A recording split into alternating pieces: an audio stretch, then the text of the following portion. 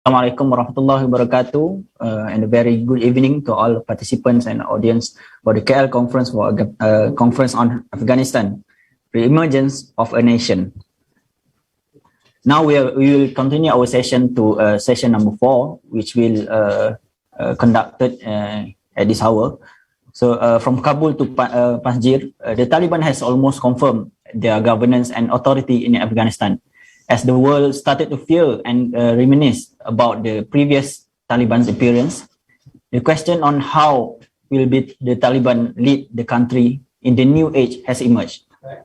Distinguished guests, ladies and gentlemen, if questions like this intrigue you, then our next session will bring the topic, Understanding a New Reality in Afghanistan, will bring you to the edge of your seat. Let us introduce you our two panelists for this evening session. The first panel will be the chairman of Humanitarian Assistance Society, Dr. Haroon Kartubi. The second panel will be Ms. Fauzia Kufi, the first woman deputy speaker of Parliament in Afghanistan. With our moderator for this session, the CEO of Allied Coordinating Committee on Islamic NGO, ASIN, IR Jamaluddin Shamsuddin. He is a trained elect engineer with an MBA and has been an active full-time civil society activist for the past 16 years after 20 years of technical and corporate experience. Interestingly, Azam organized a mission to the Afghan refugee camps in Peshawar on September 1987 to highlight the Afghan plight, which was under the Soviet occupation at that time. But before we begin our session for this evening, I would like to announce today is 26 September 2021. On this occasion, we would like to wish happy birthday to our moderator for this evening, to Mr. Jamaluddin. We wish you the best on your birthday and everything good in the year ahead, inshallah. Amin, amin. Jazakallah khair. With that, please welcome Mr. Jamaluddin Shamsuddin for the moderators for this evening session. Please welcome. Thank you. Thank you, Mr. Moderator. Bismillahirrahmanirrahim. Alhamdulillahi Rabbil Alamin. Wassalatu wassalamu ala ashrafil anbiya wal mursalin. Wa ala alihi wa sahbihi ajma'in. Rabbi shrah li sadri wa yassir li amri wahlul 'uqdatam min lisani yafqahu qawli. Assalamualaikum warahmatullahi wabarakatuh. First of all, I think I'm not going to reveal my age, Dr. Haroon. So, very appreciative for the dua. Alhamdulillah. Thank you so much for allowing me to moderate this session 4. Firstly, greetings to the Foreign Minister, Dato Saifuddin Abdullah, Dato Ahmad Azam, the Chairman of Global Peace Malaysia, and also the former President of ABIM and now the President of WADA, Brother Mohammad Faisal, the current President of ABIM, Brother Fahmi Shamsuddin, the global CEO of Global Peace Malaysia, the organizers of today's event. We are delighted to have two distinguished panels members, Dr. Haroon Kartubi. Dr. Haroon Kartubi is a chairman of Humanitarian Assistance Society, born in Kabul in 1961, and he studied BA in Da'wah, and then you had Masters in Islamic Studies and PhD, interestingly, in International Islamic University, Dr. Haroon,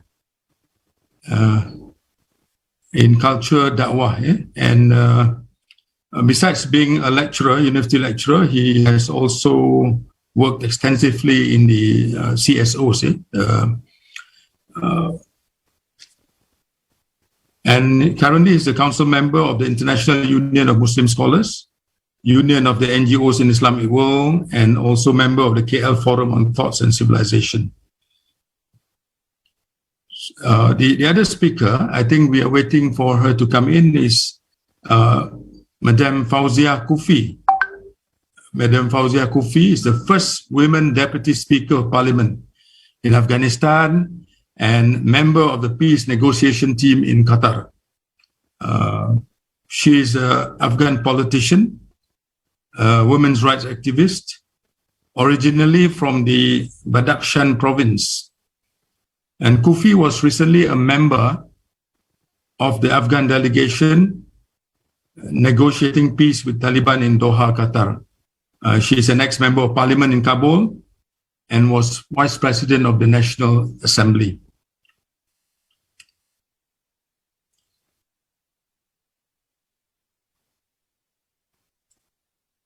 Alhamdulillah, we observe, I think, throughout the day, the morning sessions by the distinguished presenters. We're discussing about the geopolitics, discussing about cautious optimism of the future of Afghanistan. They were also talking about peace and reconciliation and reintegration of Afghanistan, and also the hope of a future Afghanistan that is Afghan-led and is Afghan-controlled. Yeah? And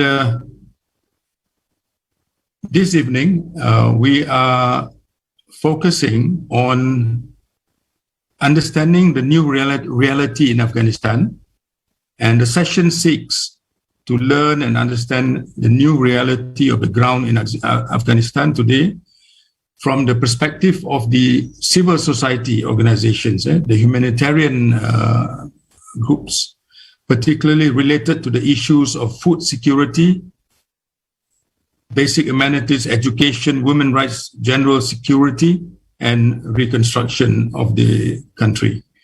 The economy has also got to be reinvigorated in line to create jobs and business opportunities.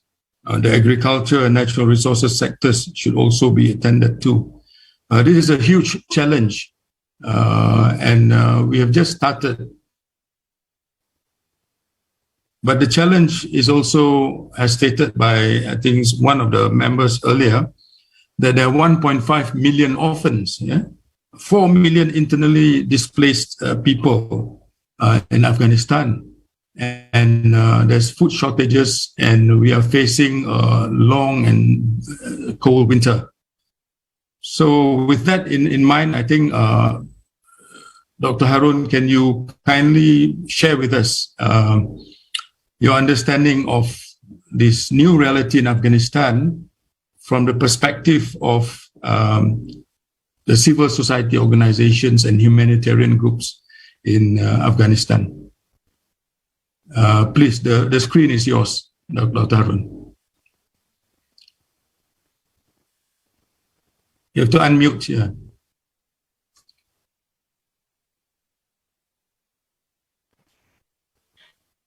بسم الله الرحمن الرحيم الحمد لله والصلاة والسلام على رسول الله وعلى آله وصحبه ومن والاه. Dear brothers and sisters in Islam, Honorable Foreign Minister of Malaysia, Dato Saifuddin Abdullah, Chairman and the President of ABIM, Dato Mohammad Faisal Abdulaziz, and Chairman of Global Peace Mission, Dato Ahmad Azam Abdul Rahim, Your Excellencies, ladies and gentlemen, respected participants and listeners, Assalamu alaikum wa rahmatullahi wa barakatuh. I'm very honored to be part of such a important conference on Afghanistan, which is held in a very crucial time where Afghanistan is entering a new phase, a change in regime, which is it was very quick and rapid change.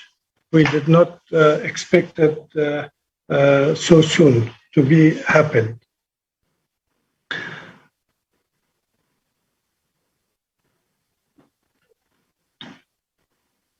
If I have to say something about the present situation of Afghanistan, I would like to start with a congratulation to the Muslim Ummah that the new changes in Afghanistan, new development in Afghanistan, it came after a defeat of Crusade War, which was launched against Afghanistan 20 years ago.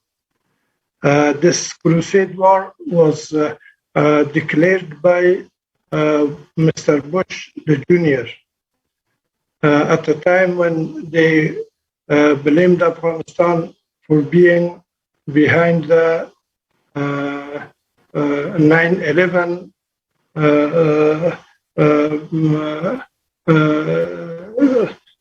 in 9/11 in New York. 9/11 event in New York. This was a crusade war with the whole with the meanings of the word, because Americans and NATO, they invaded my country, Afghanistan, in two fronts. The first one was a military front.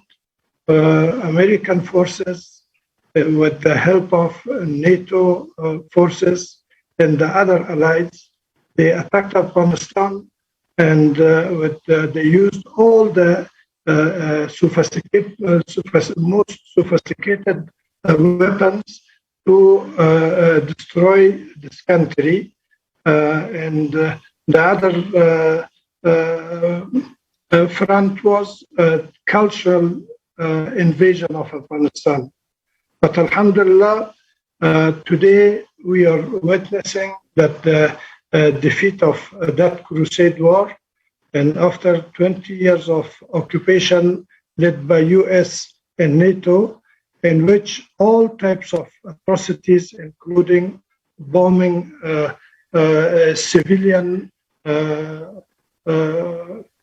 programs like weddings, bombing schools, hospitals, madaris, masajid, and home searching, hospitals, and they used the mother bomb, which was not used before this in any place of the world.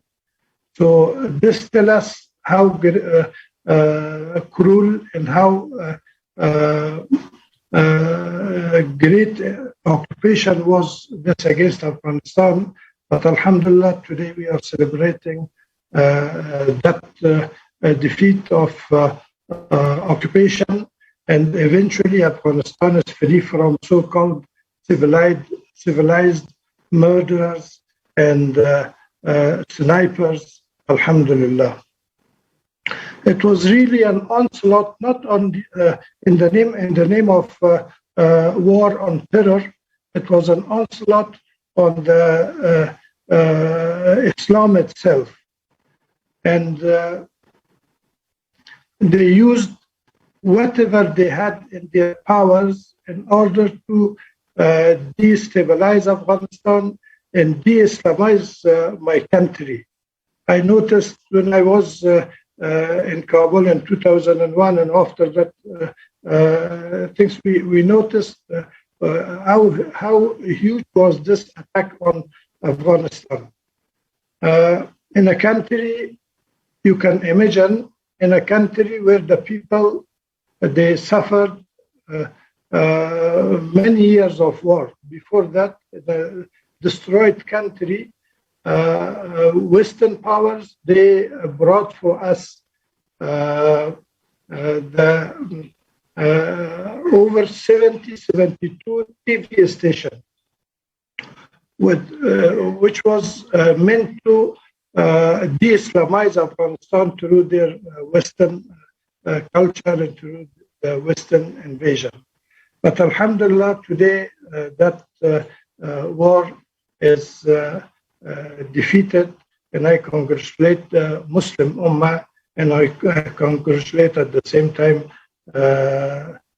Afghan nation.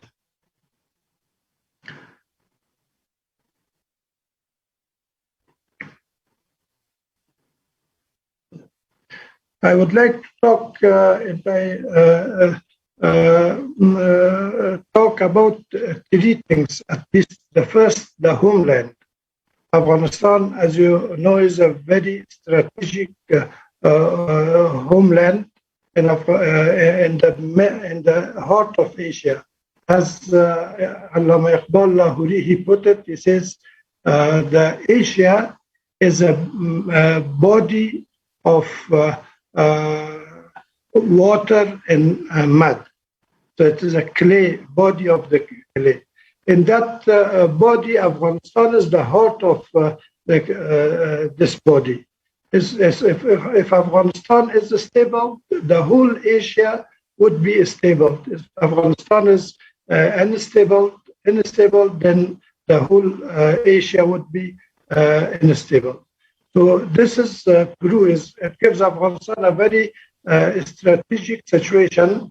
We are surrounded by China, Tajikistan, Uzbekistan, Turkmenistan, Iran, and Pakistan. And Afghanistan it had the old Silk Route, which was going from China through Afghanistan and joined China and these countries with Europe. And still it has that potential, Afghanistan. So this why is very important to any superpower throughout the history. And at this time, it was very important to the America because Afghanistan is neighbor to China and next to the Central Asian countries, which are extended to Russia, and on the other hand, Iran and Pakistan, a nuclear power Islamic country. So this situation, it gives Afghanistan a very importance. And on the economical side, Afghanistan is a virgin country. It is with its untouched resources. The resources of the Afghanistan, which belongs to the Afghan people, includes minerals of very precious types of minerals, uranium of Helmand, lithium of Ghazni, talc, copper of Ainak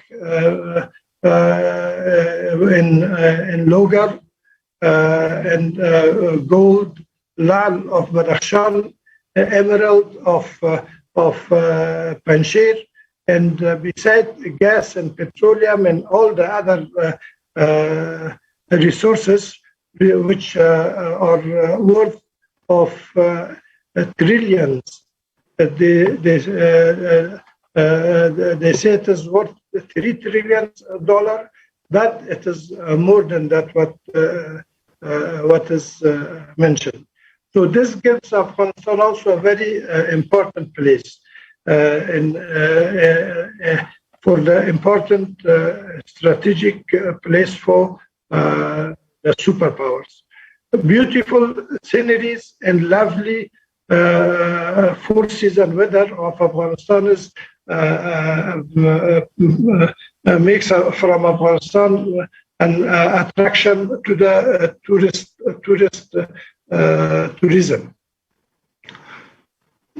The other things, the rulers of Afghanistan, since Afghanistan was established in the name of Afghanistan, this was experienced different type of regimes, from emirates to kingdom and to republic regime and to the communist regime, and then Islamic Republic of Afghanistan, and again emirates. But all these regimes that came and go, but Afghanistan is still there, and the performance of different regimes is something which would make different. And at this time, the new regime, which they call themselves Islamic Emirate of Afghanistan is in power, and the people of Afghan people and the international community, they are waiting to see the fulfillment of the promises which were done by Taliban before taking over Afghanistan. And recent developments in Afghanistan, which was started by Doha Agreement between Taliban and US, and the which they called themselves Islamic Emirate of Ashraf Ghani, was started by Doha Agreement between Taliban and the US and of Taliban, and the collapse of the institutions of military and security institutions as well. Then a power vacuum for a while, and now the government is there in place. And thus Taliban and the new Islamic Emirates of Afghanistan will fulfill their promises to the nation and to the world. This is the coming days, inshallah. It will tell us that. Yes, I would like to say that Afghanistan is not only Kabul, and the people of Afghanistan is not only those who live in the cities. Majority of Afghanistan, they live in the rural areas, and to judge Afghanistan by a small group of people, that is not a good thing to do. The people of Afghanistan includes different tribes: Pashtun, Tajik, Uzbek, Turkmen, Hazara, and Pashai, and other small groups. So Afghanistan, with all these people, it makes like a rainbow nation of Afghanistan. Regarding Taliban, there is a question. It bothers everybody that Taliban of today is Taliban of today different from Taliban of yesterday or 2001. I would like to say that, of course, there is a change in the mentality of a group of Taliban. Taliban are consisted of three groups at least. One is the political office of Taliban, or the group of Doha, which are more open-minded towards the world, towards others, and that is represented by Mullah Abdul Ghani brother. And this group, it has gotten among themselves educated people, besides the religious education. They have come out of the universities, and they know how to deal with the world, and they know they want to, they promised an inclusive government of Afghanistan. Although the terminology of inclusive or these things are different,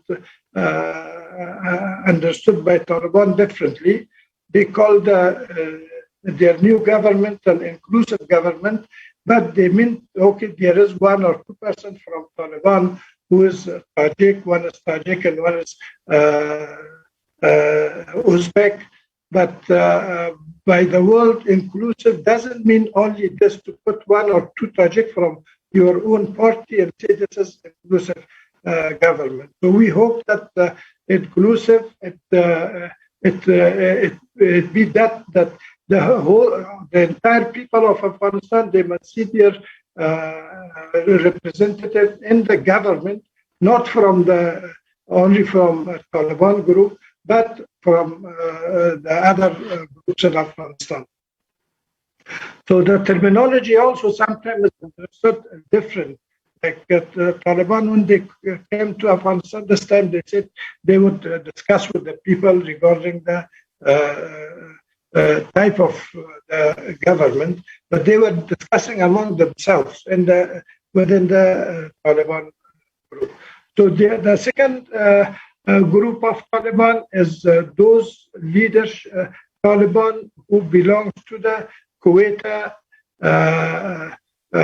Shura, which was a consultative body of Taliban in Pakistan and Kuwait. They are different from the things. They more stick to their values, which they had it in the previous era of Taliban.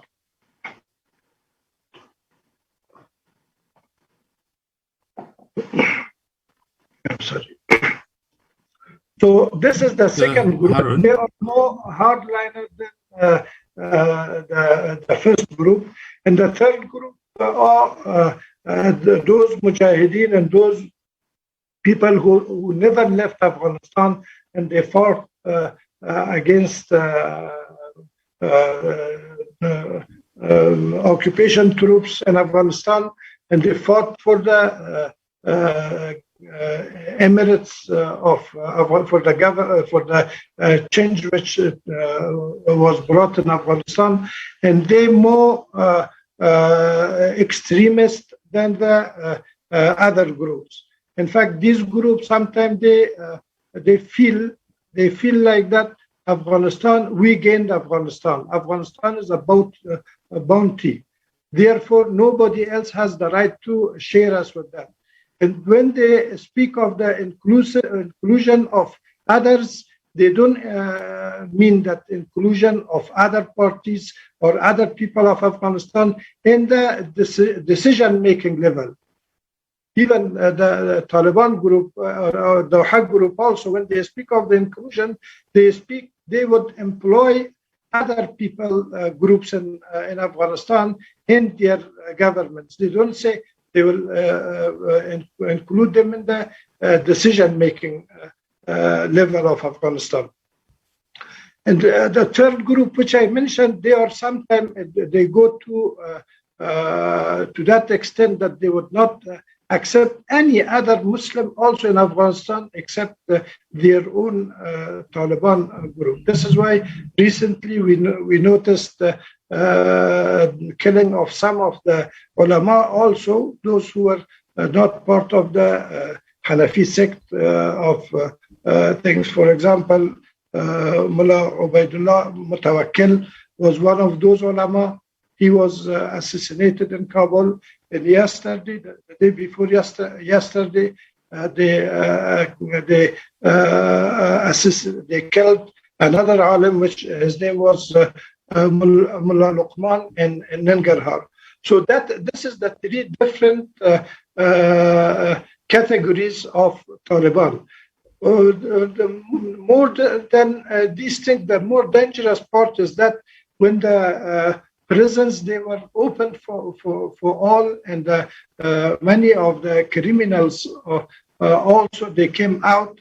Just they put a turban and they use the name of Taliban, and they entering the houses of people and they committing, which would lead to the defaming the name of Emirates of Taliban.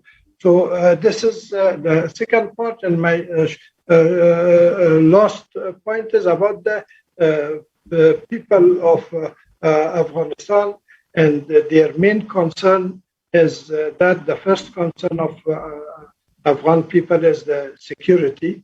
And Alhamdulillah, now the security is much better than the time of previous government of Ashraf Ghani. At least we don't have that much of killing of 200, 300 Afghan. They lost their life during Ashraf Ghani and during the American occupation. Now, Alhamdulillah, the security is better than that time, but still, this is the concern of Afghan people. The second concern is the economy. Economy, due to the foreign interference in the affairs of Afghanistan, like the assets of Afghan people, they are frozen, and American banks, about $9 billion there and $1.7 billion in European countries. This led to a very low economy at this time, and that is the concern of people. The people, their concern is to have a plate of food on their table. And that is at this time difficult for the people, which would be a duty of other Muslims and the international community to bring relief to Afghanistan. And the third concern of the people is their freedom. The freedom is a third concern of Afghan people. Majority, in fact, Afghans will not tolerate occupation or their freedom to be touched. This is something. If someone doesn't believe me, they must study the history of Afghanistan. All the occupiers, all the invaders, when they come to Afghanistan, eventually they were defeated.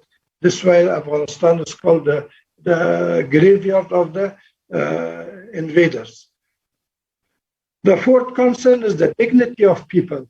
The people, they would not give up with their dignity. And that is the concern of people. They, at this time in the streets of Kabul, the people, they uncertain about their future, what would happen, what my wife should be because slashed with in the street because Taliban, the previous era of Taliban, it was a failure government at that time, and that the Afghan people at this time, they compare today's time with the previous time of Taliban. And of course, the other concern, which is very common in Afghanistan, education. The people, they are concerned about the education of their children, male and female. Although the boys' schools, till standard 6 is opened recently, but the people they are concerned about their children's education at university level and at others. Although I believe that Taliban, they need some time to open universities. But for the schools which are already separated, it's not a co-education at the Afghan schools at all. The Afghan schools for the children that should be open for males and females. What is the international community's duties and our duties towards Afghanistan? I have just 2-3 points here. One is to advance and support an inclusive government of all Afghan. And the second thing is the emergency relief to be sent to the people of Afghanistan.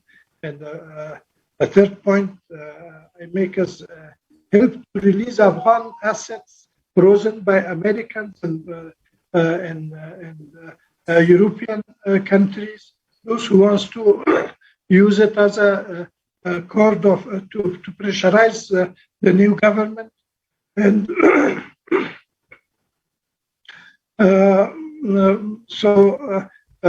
this would bring more job to Afghanistan, and the people, they would be certain about their future. And I'm very optimistic about the future of Afghanistan if the foreign interference is stopped. If the Muslims and they would stand with, if they stand with the new government, advising them with goods and supporting them in what is good and preventing them from what is not good. Thank you very much. My voice is giving up. So thank you for giving me this opportunity to talk. Thank you, Dr. Haroon Kartubi. Your analysis was quite wide, quite detailed. Thank you very much. I think we understood it very clearly. And your analysis of the different groups in Taliban, those who are in Qatar overseas, those in Pakistan and inside Afghanistan, has given us some insight, I think, to some of us to better understand the Taliban. But now I would like to move to the question. We are waiting also for Madam Fatima Kufi.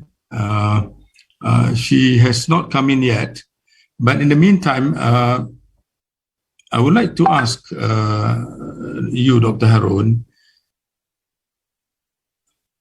the challenge, the humanitarian challenge is so significant in Pakistan. There's 1.5 million orphans, 4 million internally displaced Afghanis. And in fact, this morning, the Honorable Minister mentioned about the situation, the macroeconomic situation of Afghanistan, where the trade deficit is 30% of the GDP, and 80% of the budget comes from foreign aid. So how do you, how is this going to be resolved? Do you have any picture on how we're going to resolve this severe deficit, and how is this going to affect the urgent humanitarian effort in Afghanistan? Please. Yeah.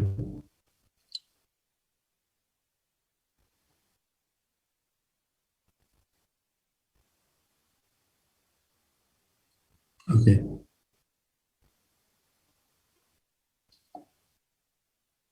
Dr. Haroon?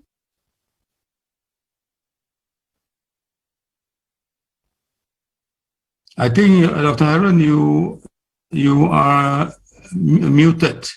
Can you hear me? It was an important question. Yeah.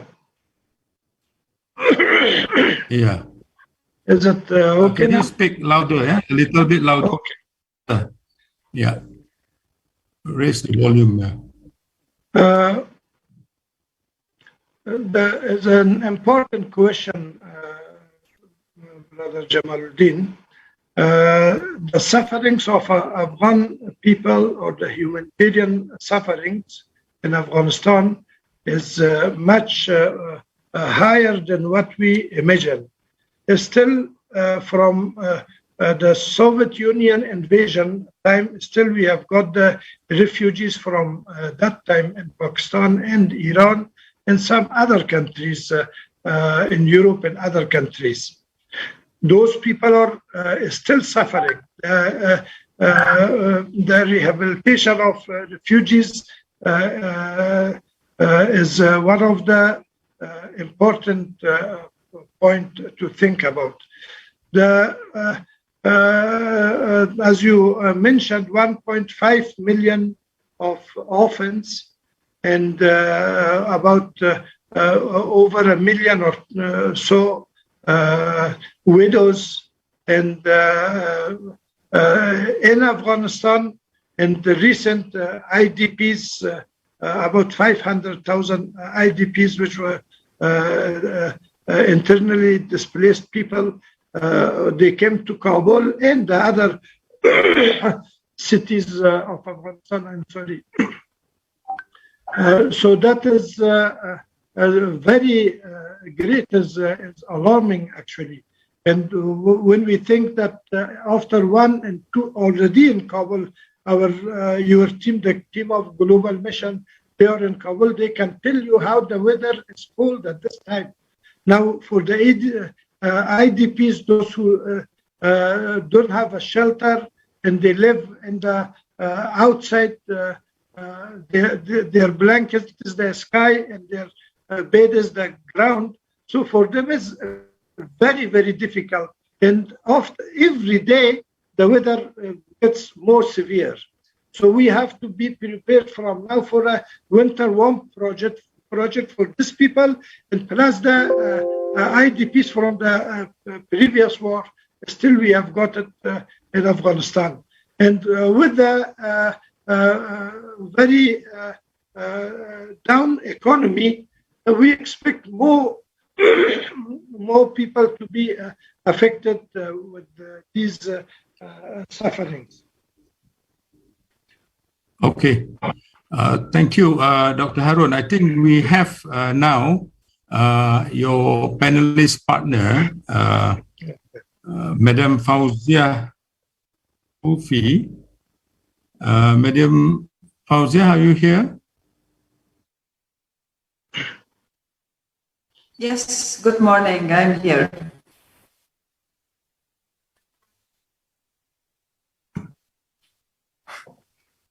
Can you hear me? Good morning.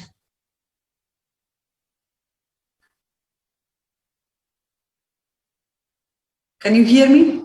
Yeah, we can hear you. We can hear you. Go ahead.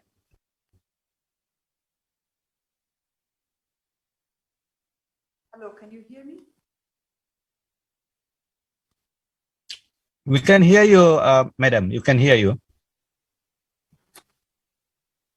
Do you want me to speak? Am I supposed to speak now? Because I just joined.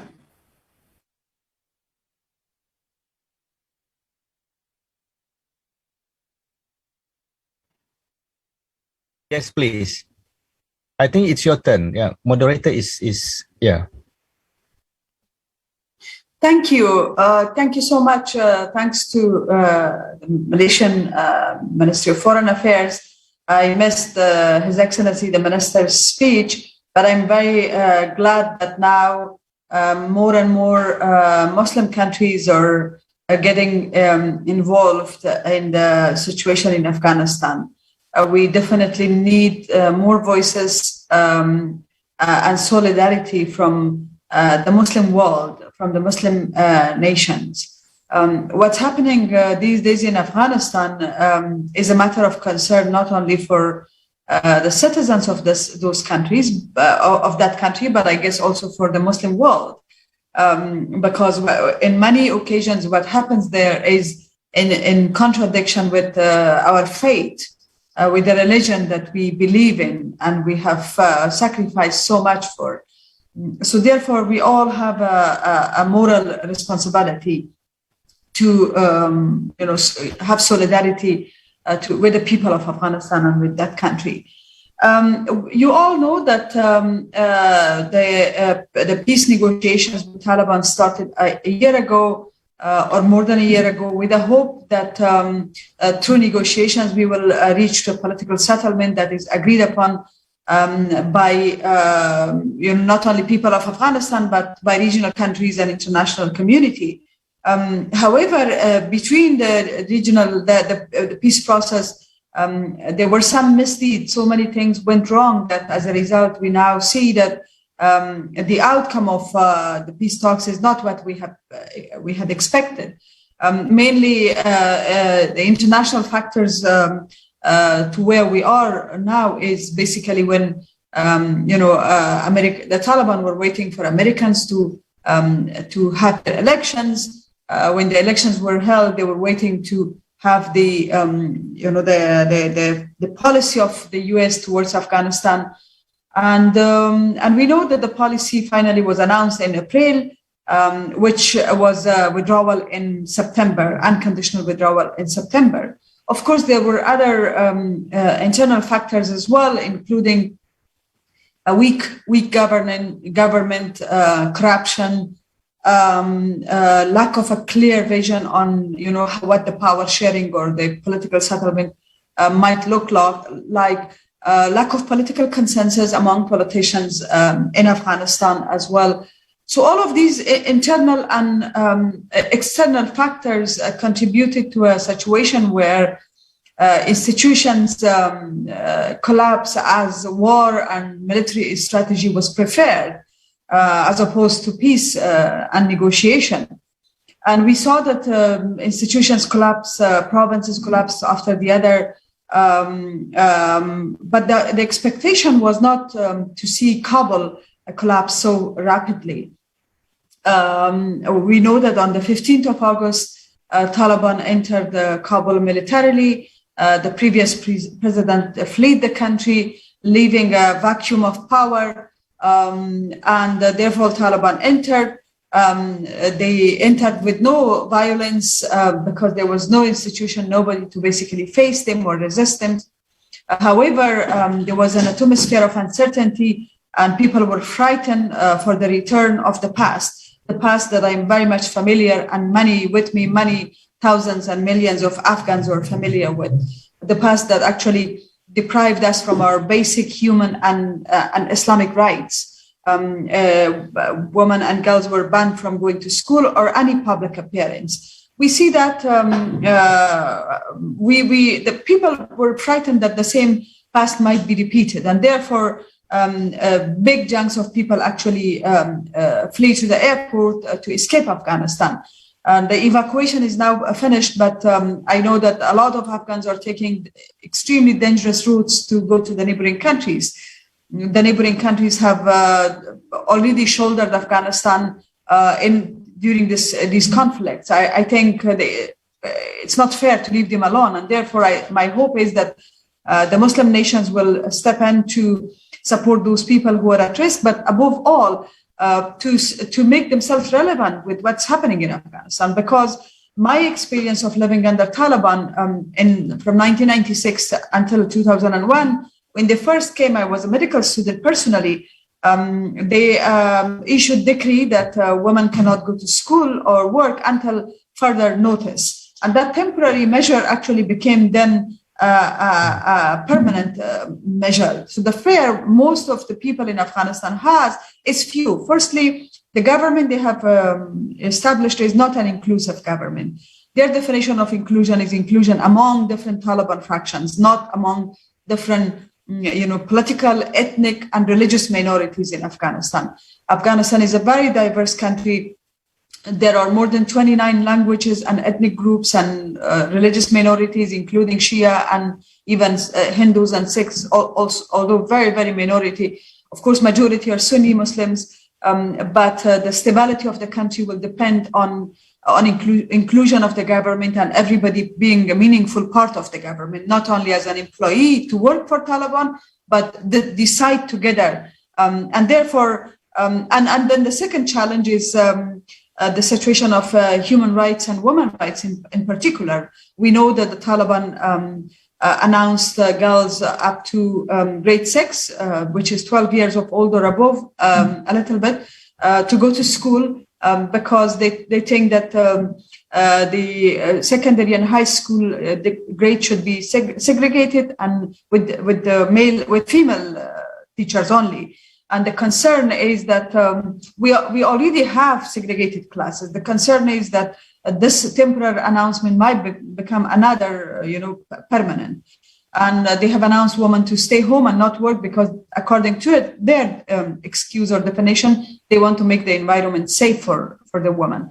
So I think as a Muslim woman and as a believer of a religion that started with Iqra, means read, I cannot see a government that makes its policy against discriminatory to its population. Other Muslim countries like Malaysia, Indonesia, the same country that I'm staying now, Qatar, countries in the region, Pakistan, Iran, they all have a role to play. The OIC, they all have a role to play in raising their voice, because I do not want my religion to be elaborated in a way that it's actually against the principles that it stands for, the principles of education, the principles of freedom, the principle of liberation.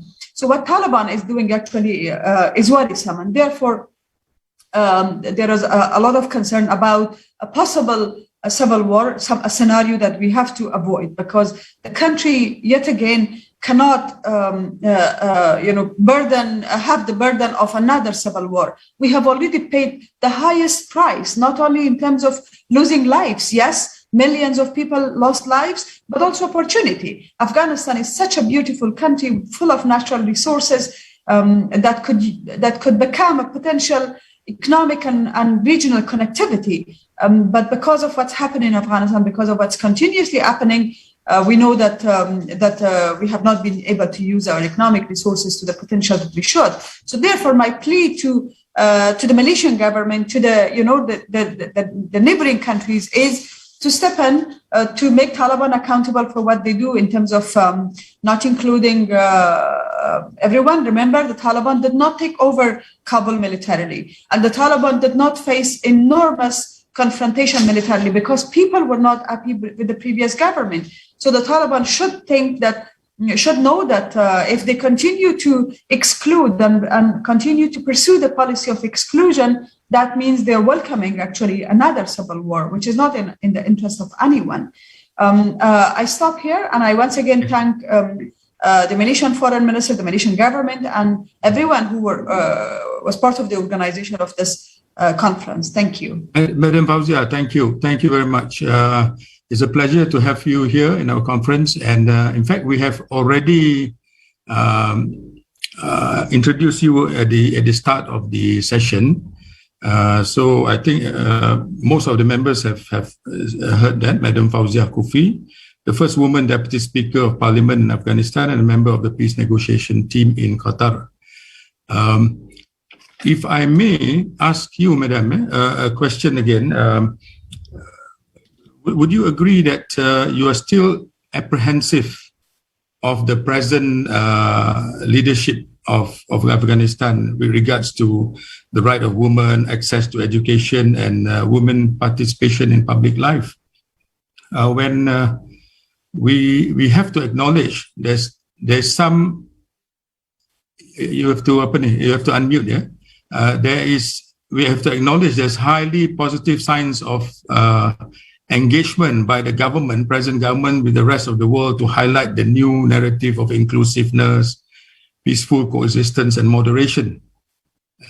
What is your view, Madam Fauzia? Silakan. Yeah. Well, the Taliban has announced a caretaker government, which means there is a chance and a possibility for engagement for some of those clear benchmarks to be achieved. One of that benchmark is an inclusive government and restoring constitutional order in terms of the election. Yes, a temporary settlement was required because we needed to then put the cornerstone for a permanent settlement. However, this temporary settlement was not set up the way it was planned in the peace talks, because in the peace talks it was planned that everything will be transferred. We will move to a permanent settlement through negotiation, and everything will be in an order that people will trust it. But this did not happen, and now we know that the Taliban actually established a government which is, by any definition, not inclusive, including religious minorities, other ethnic groups, and women. Because it is the inclusion of women is not only a social and political imperative, but it's also an economical and a moral imperative. So therefore, we still have a chance to engage. And therefore, I requested, my plea in the beginning was to, as Muslim countries, we need to engage with the Taliban to make sure that these benchmarks are set. Inclusive government, every citizen to have the right to access resources, including education.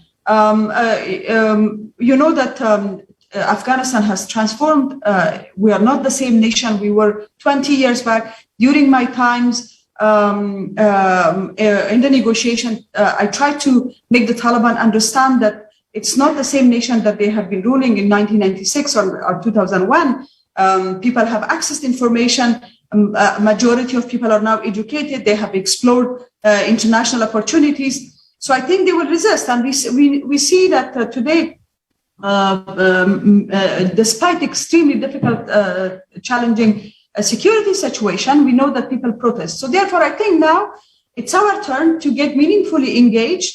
And the Taliban should listen to the world, to the Muslim communities, to their people, and start big steps, major steps for formation of a permanent settlement with inclusion of all segments of the society. Thank you. I think truly we all wish the best for Afghanistan. I think it has gone through tremendous turmoil over the past 40 years. It's our hope, actually, and we are actually very enthusiastic to see the best for the people of Afghanistan.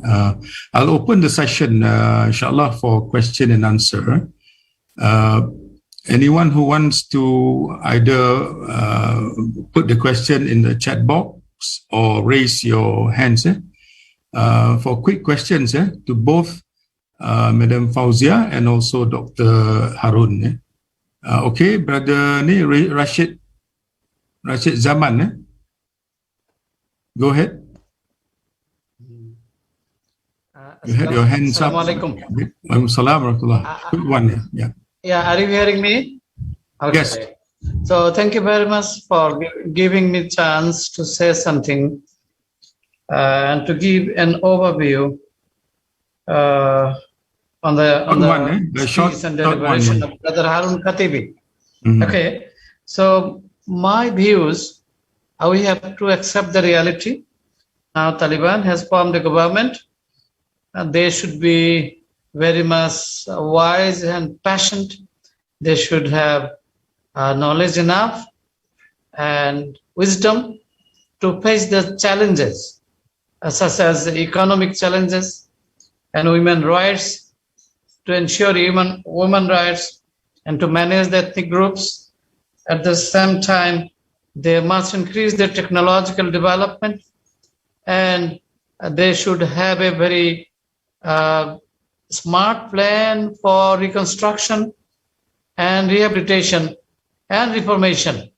On the other hand, they should manage the challenges of the neighboring countries, and they should earn the support of the Muslim Ummah as well.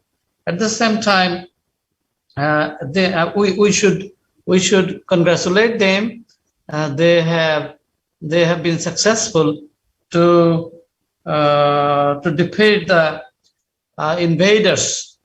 Now they should be more careful and more judicious to reconstruct their country and to keep their liberty for the long term. And now Rashid, they should ensure what is the question? Do you have a question? This is my overview, and my question. Yeah. Actually, Brother Haroon Kartubi, how far the Taliban government are able to face the challenges, the present prevailing challenges? Okay, this is my question. Okay, Dr. Haroon, please. Thank you very much, Brother Rashid Zaman. What I mean in our religious things also, there is something called tawakkul and something called tawakkul.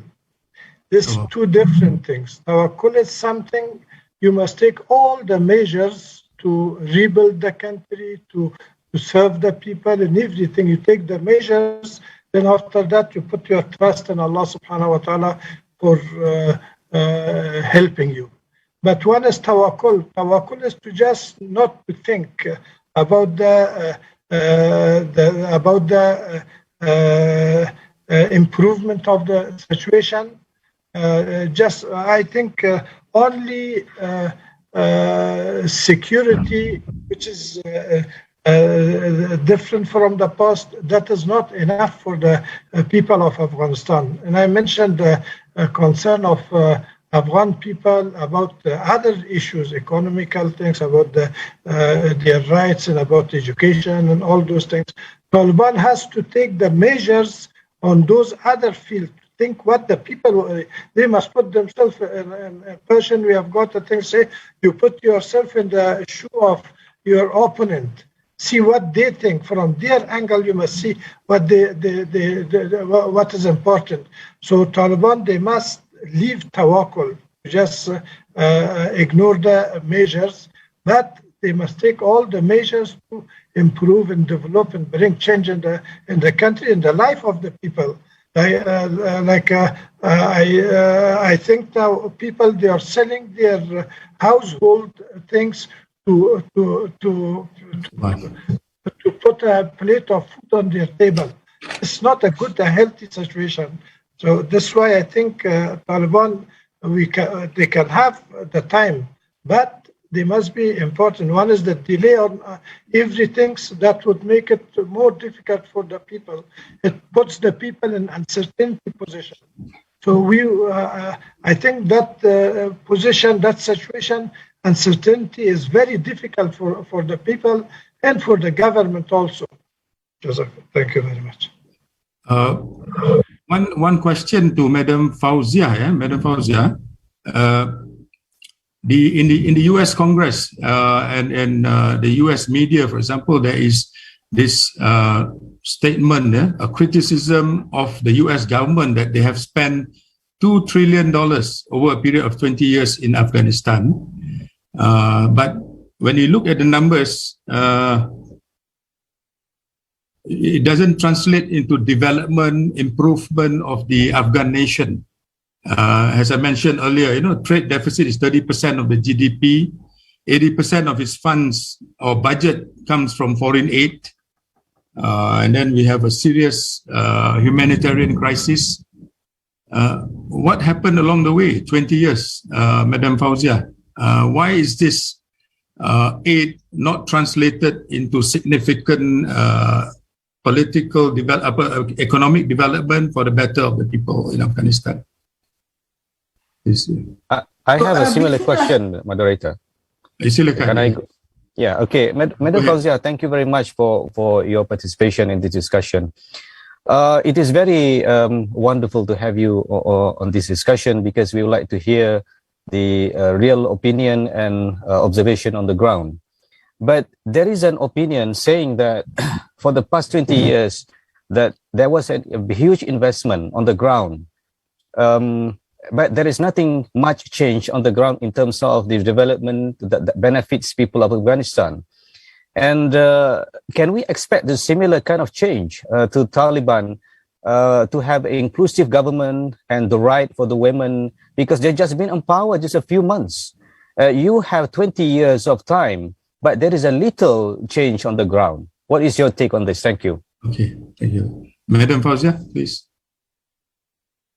If I may also tackle a bit of the question from the previous participant who said, the Taliban are one reality and they have defeated. Taliban are the reality, and let's face the reality, they have defeated the superpower. The reality is that the Taliban, that the Americans would have left if Taliban or us Afghans want it, or we do not want it. They did not leave, they did not come to Afghanistan with our permission, and they did not leave Afghanistan with our permission. They wanted to leave, and they wanted to have some sort of agreement, and that's why they signed the Doha agreement with the Taliban.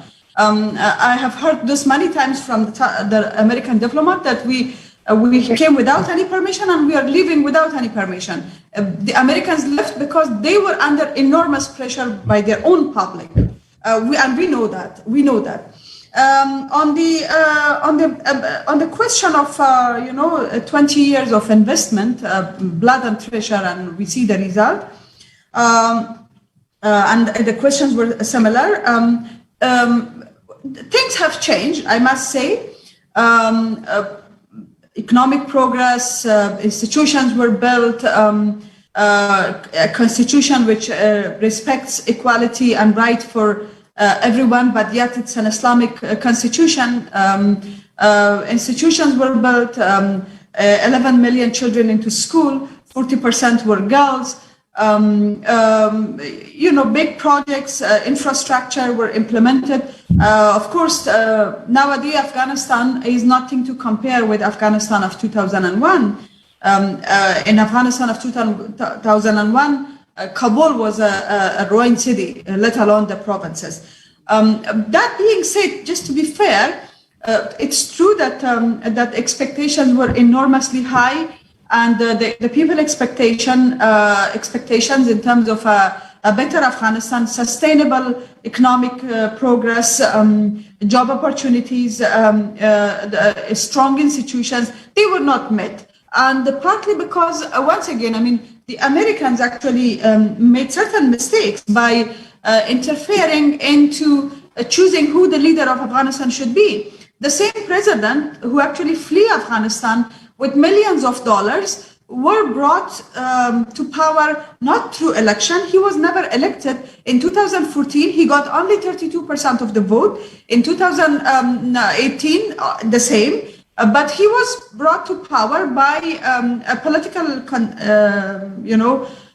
consensus and with mediation from the United States. So we are very grateful for international community's humanitarian support, development projects, institution development, but people of Afghanistan are not happy with the fact that, in fact, they try to choose our leaders first. Secondly, they try to take the war to the villages of Afghanistan instead of looking at the root cause of the military extremism and see where the root cause of the military extremism comes from. They actually focused on spend millions of dollars on fighting on the ground in the villages of Afghanistan, which as a result, a lot of people actually were killed.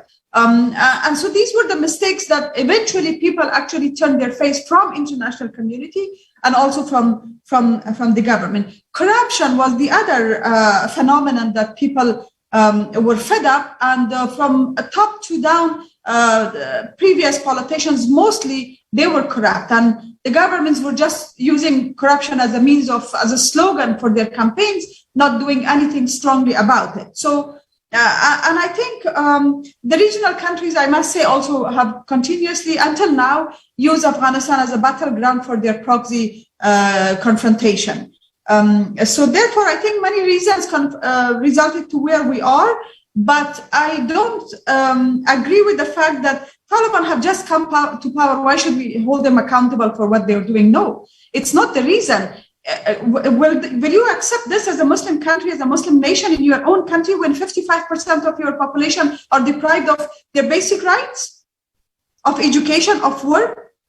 We should not accept double standard for other Muslim brothers and sisters. So why we think there is always time for women to be part of a government, and for Taliban, they can do whatever they want to do. No, I think we have to hold them accountable from day one on what they do. The country is in a terrified situation, and only as an Afghan, I know what my people are going through. I know, as a woman who have been part of progress of their nation, invested my blood, not only my energy, in that country. I know what it means to start my day with a fear and anxiety that, how the day will go. Why do the Taliban think that they can rule the country without one main wing of that country being in full functionality? So therefore, I think I'm not expecting huge now from Taliban, and that's why I was engaged with them for 4 years, to make sure to influence their politics, to make sure to demonstrate a different Afghanistan, an Afghanistan where its men and women can work together with a moderate way of Islamic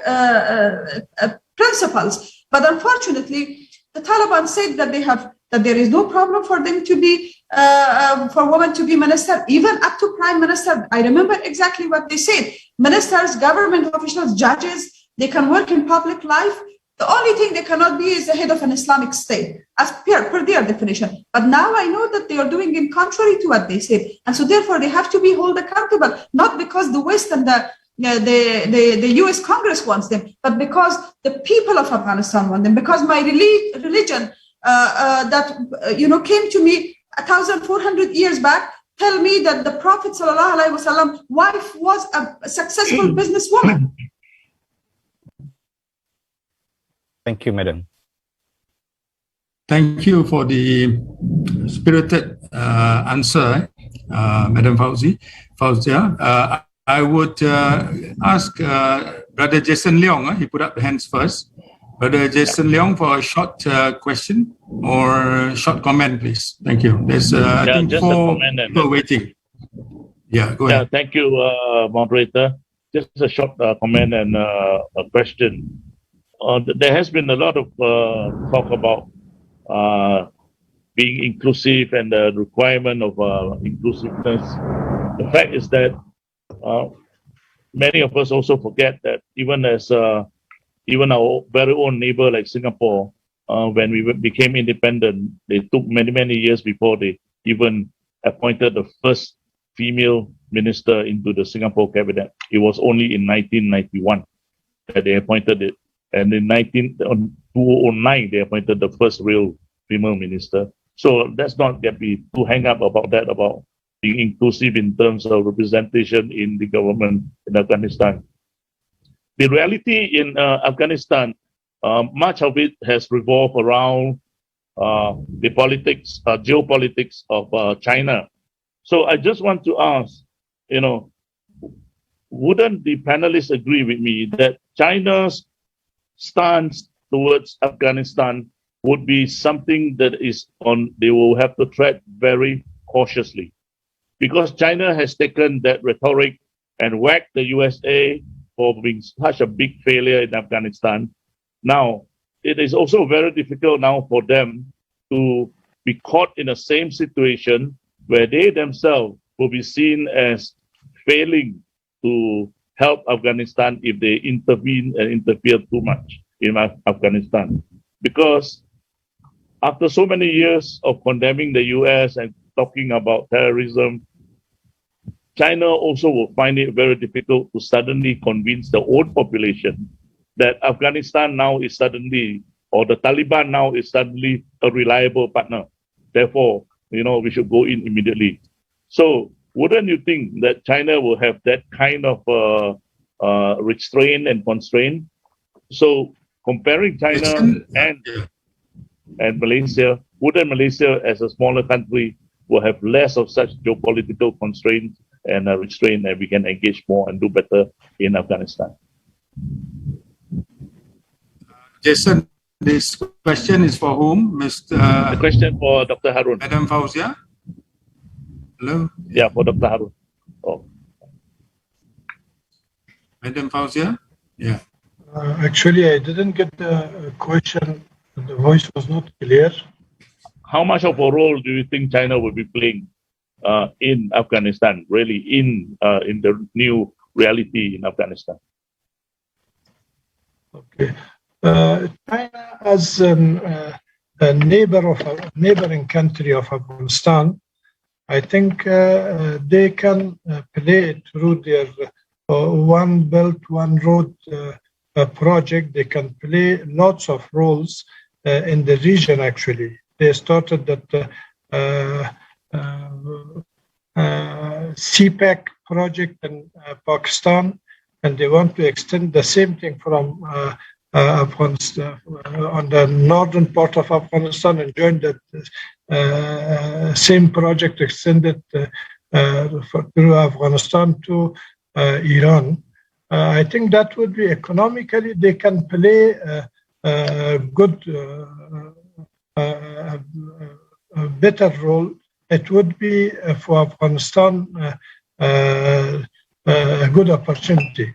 But on the other hand, of course, in China, when we deal with China as a Muslim country, and the new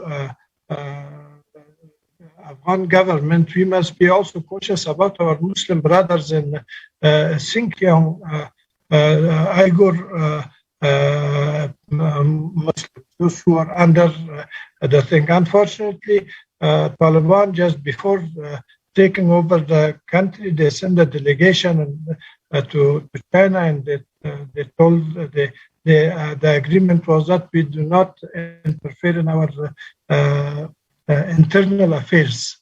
So that was a clear green light to China that they can do whatever they can do with the Uyghur Muslims. But I believe if we could leave these things on we can just concentrate on the economical projects between the two countries. Both countries, in fact, the region would benefit from that, and that would be the Chinese role in the region. Thank you very much. Do you have some comments on that? Madam Fauzia? Oh, this, okay. Okay, we will have a quick, because we have only 4 minutes more. Can we have a quick question by Madam Lilian Fan and Fatullah, Ustaz Fatullah Wilmot, please? Lilian first. Thank you so much, Mr. Moderator. I just had a very quick question, and that is to Madam Fauzia. Actually, in your capacity, Madam Fauzia, as a peace negotiator, I think it would be really important for the audience today to also understand, what the terms of the negotiation was in the Doha Treaty, and what still is relevant to actually be taken into any next stage of negotiation. Because I think that one of the things that's been debated here today at this conference has been, recognition on not to recognize the Taliban, what kind of legitimacy. But I think that many of us are actually forgetting that there was negotiation with the Taliban already, led by Afghans, facilitated by Qatar. And it's very important for us to reflect on what is still relevant to be brought up, and what should the international community and the regional governments, the Muslim countries who want to support this, what should we be supporting, or what would be helpful to support when it comes to ensuring that there is actually a much more participative, consultative and inclusive process of political reconciliation in Afghanistan by Afghans. So we would really like to hear your views on that, Madam. Thank you. Thank you. Very good question. Fauzia, please. So you have to unmute. Are you referring, Madam Lian? Are you referring to? I hope I'm pronouncing your name correctly, Lilian. Are you referring to, because there were two processes in Qatar, Doha, the kind of peace process. One was the American agreement with the Taliban, which they signed on the 29th of February last year, 2020. And it was 4 elements interconnected to each other, for Taliban to start inter-Afghan negotiation for a political settlement, de-link or detach themselves from other military extremist groups that operate in the region, and also then the Americans' withdrawal and release of prisoners.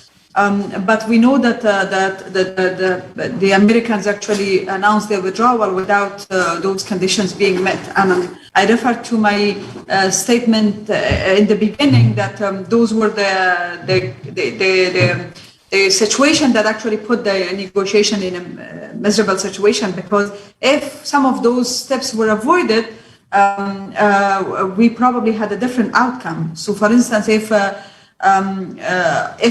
the international community could put more pressure on political stage to and use their leverage in the region and also on the Taliban and on the Afghan government to listen to each other and to have compromises and flexibility, I think the outcome would have been different. So that is an agreement that actually the Americans violated themselves, because they said with conditions-based withdrawal, but they withdraw without any proper responsible measures put in place. And we remember the same day that unfortunately Americans withdraw from Bagram Air Base, a lot of our security forces actually left the country, flee to Tajikistan. So that indicate the interdependency and the moral dependency of our forces, that they were not trained to operate sustainability and as an independent troop. However, our talks with Taliban, which was the intra-Afghan negotiations, we have begun it with a good faith. And as a woman, I was, along with my other 3 sisters, we were in the negotiation representing a different Afghanistan. And during the negotiation, from a personal capacity, I have always been respected by Taliban. So my hope was that the Taliban, when they come to some sort of agreement, they will be able to respect, and probably their perspective towards women have changed. So we have had some substantive discussions on the future government. Most of the things were not on the media, but we have had 1 year of discussion, and some of them actually very substantive issues. Not easy, because the peace talks in Afghanistan is probably one of the peace talks in the world where rights were discussed. And was supposed to be agreed upon. So there were some issues of substance. For instance, what should the political government structure should look like? Should it be a parliamentary system, a strong presidential system, or an Islamic government, or what the Taliban have emirate? They have, by the way, they have never actually said that they will have a support and establishment of an emirate again. They were always referring to Islamic government, which for us, Islamic government could be defined in many ways. It could be defined in republic way, it could be defined in a parliamentary system. The form of the government could be then redefined or defined later on. But now we know that they have actually established an Islamic emirate. So I think as a result of the announcement of withdrawal, the peace talks really stalled. And if I was Taliban, I would do the same. I would expedite the, in the military field and win the war. And that's what they did. If only a year of time was given to the negotiation, I think the situation would have been different. Now, I think, as I said before, there is I know that the time is running, there is an interim or caretaker government. So that means we still have a chance to work with Taliban and with other political groups in Afghanistan so that they, and including women, because Taliban are one reality.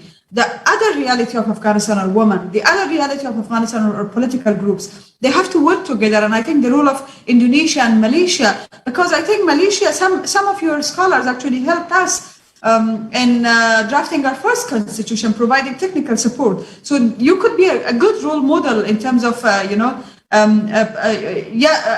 Islamic, but yet a democratic country.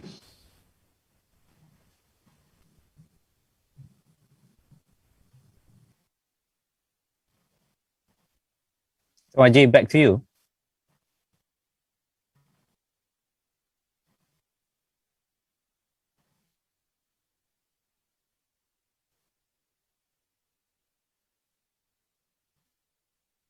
Rajiv, back to you.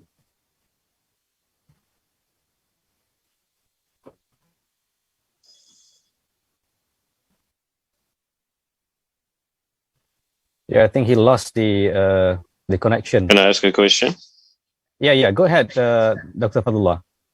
Okay, I was really impressed with Fauzia's response. I would just like to ask two things.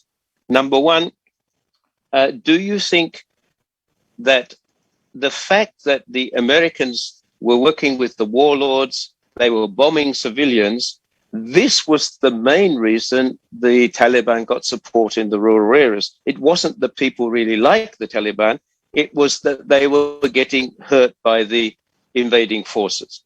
Second question is, to follow up what Lillian said, do you think that, because when I was there in Afghanistan, I saw some ulama from Indonesia and Malaysia were there trying to talk to ulama within Afghanistan at the time to give them some sort of more, I don't like these terms, moderate, more open, tolerant sort of understanding of Islam.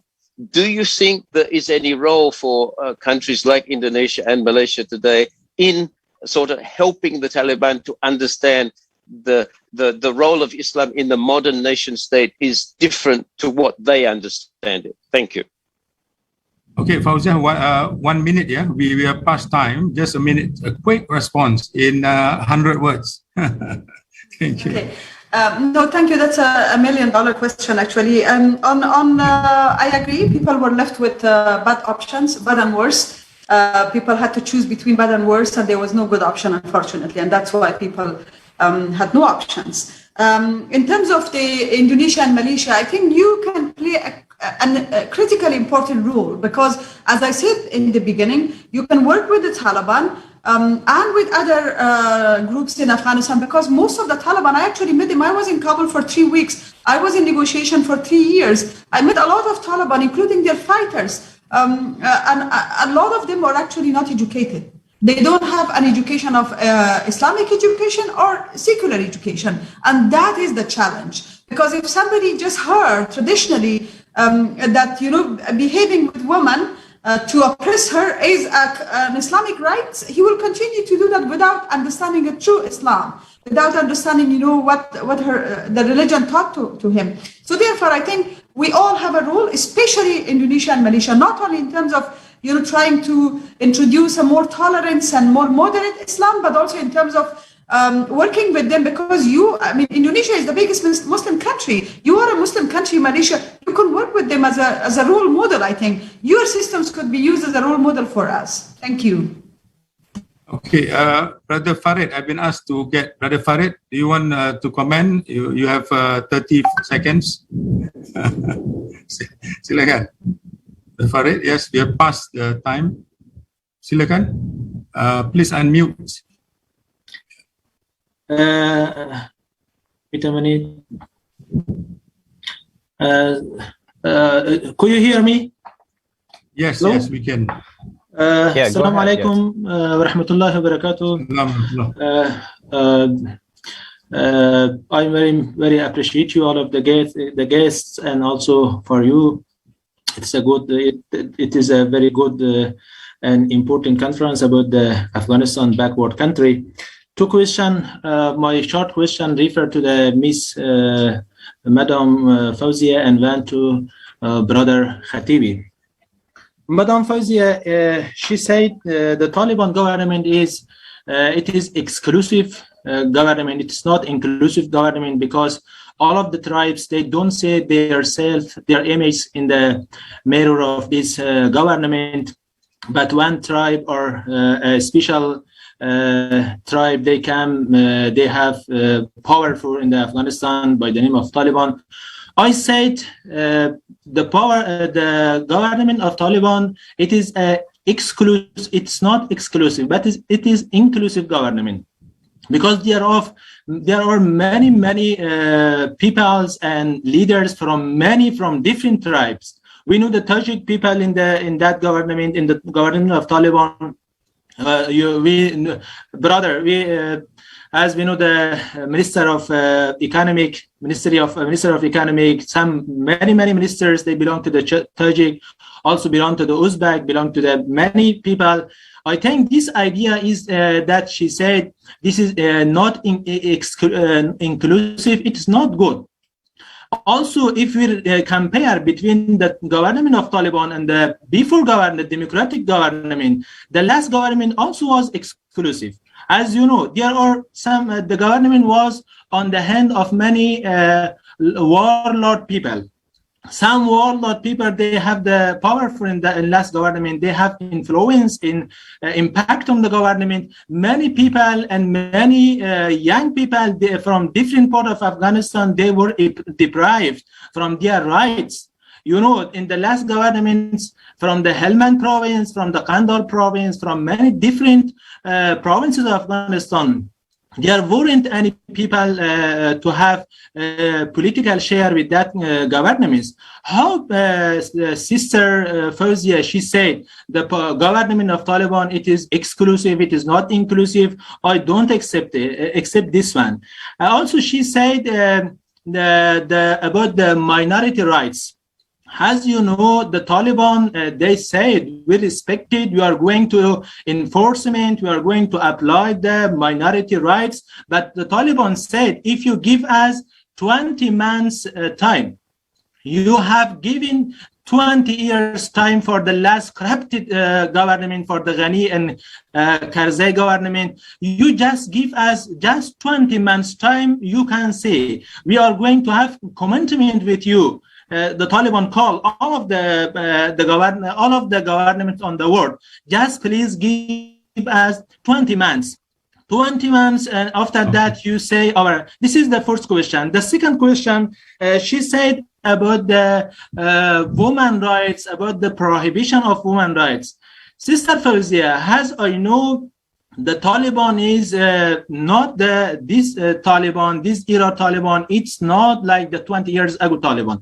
This Taliban is very intellectualist Taliban. This Taliban is very educated. You said the Taliban is not educated. It is wrong. The Taliban is very educated. They have very best doctors. They have very best engineers. I was the student in Kabul University. Right now, I'm teacher at Kabul University.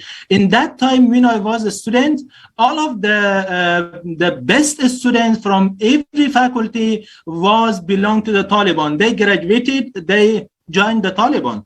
Now, the Taliban has very best doctors, engineers, technological, very best, strong, knowledgeable people. How you said that Taliban doesn't have they doesn't have religion knowledge. I think it's not good. It is not a good idea. Brother Farid, I think we have run out of time. We take your question ataupun your statement. I'm sorry. One question is belong to the brother, refer to Brother Khatibi. I'm sorry. Maybe you can give a statement. Yeah. Are you done? Yeah. Okay, so I think we will take it as your statement. Okay. Without question. Or Madam Fauzia, I think it's okay. Yeah? You have stated, and Madam Fauzia have stated the position. Dr. Haroon has stated. Absolutely, it's his view. It's not a question. It's his view and his remarks on what I said. So it's not a question. Okay. So I think we'll close. Inshallah, we can continue the debate later. Part 2, 2.0. Yeah. Inshallah, we applaud. As closing, I think we applaud the tenacity and courage of the Afghan people to press for freedom and self-determination. Is our dua, our fervent hope that this opportunity can be translated into a prosperous, inclusive, and peaceful Afghanistan, inshallah, for all of us. And we make dua to Allah subhanahu wa ta'ala, to God Almighty, to give the Afghan people the best for the future. And we thank the learned panelists, Dr. Mohammad Haroon Kartubi, Chairman of the Humanitarian Assistance Society, and Madam Fauzia Kufi. I think we were all very happy to have you here because we see how the Parliament, our Malaysian Parliament debates. So we were wondering how you handle the Afghan Parliament as Deputy Speaker, but we couldn't go to that topic.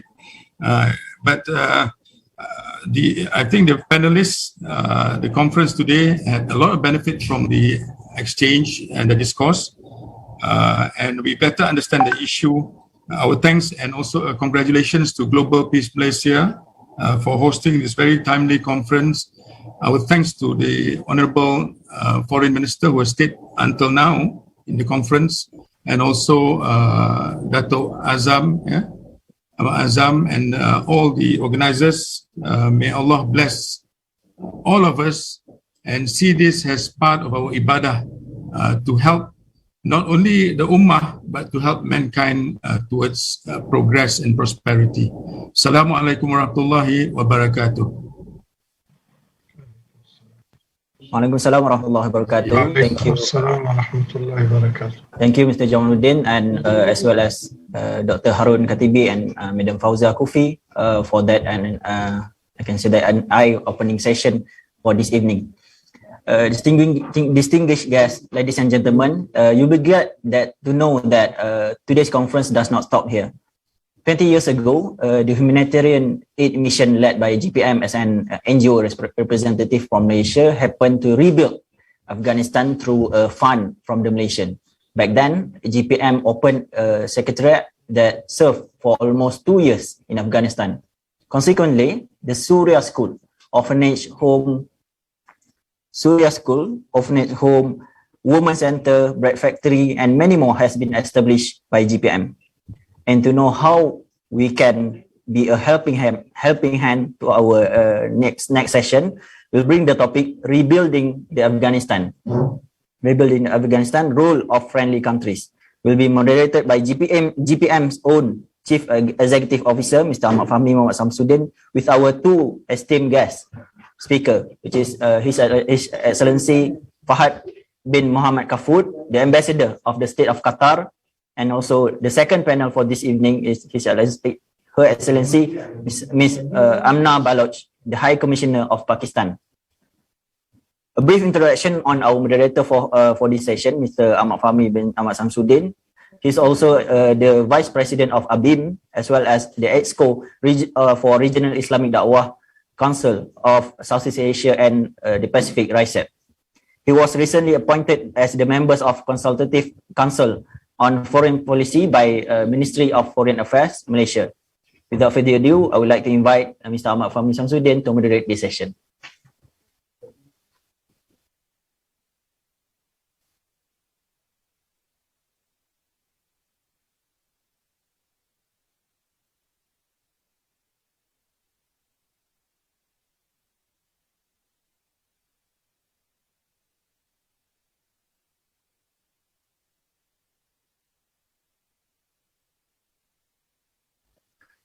Bismillahirrahmanirrahim. Assalamualaikum warahmatullahi wabarakatuh. And very good afternoon to everyone. Once again, I would like to welcome everyone. I think today we have a very insightful discussion. Even we have differences in terms of our views, but hopefully by having this conference, we will have a more meaningful dialogue. And Alhamdulillah, I think since the morning, we already covered almost 4 main topics on the peaceful coexistence, the way forward for Afghanistan, the cautious optimism of the future of Afghanistan, peace, reconciliation, and reintegration for Afghanistan, understanding the new reality of Afghanistan. And currently, the topic that we are going to discuss today is basically the rebuilding the Afghanistan role of friendly countries.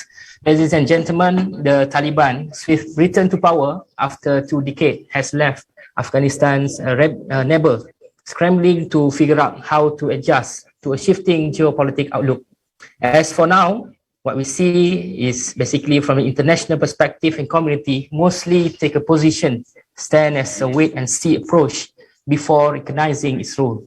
But at the same time, there is a clear indication from the current interim government to encourage other countries to establish a good neighbor relationship with Afghanistan new leaders.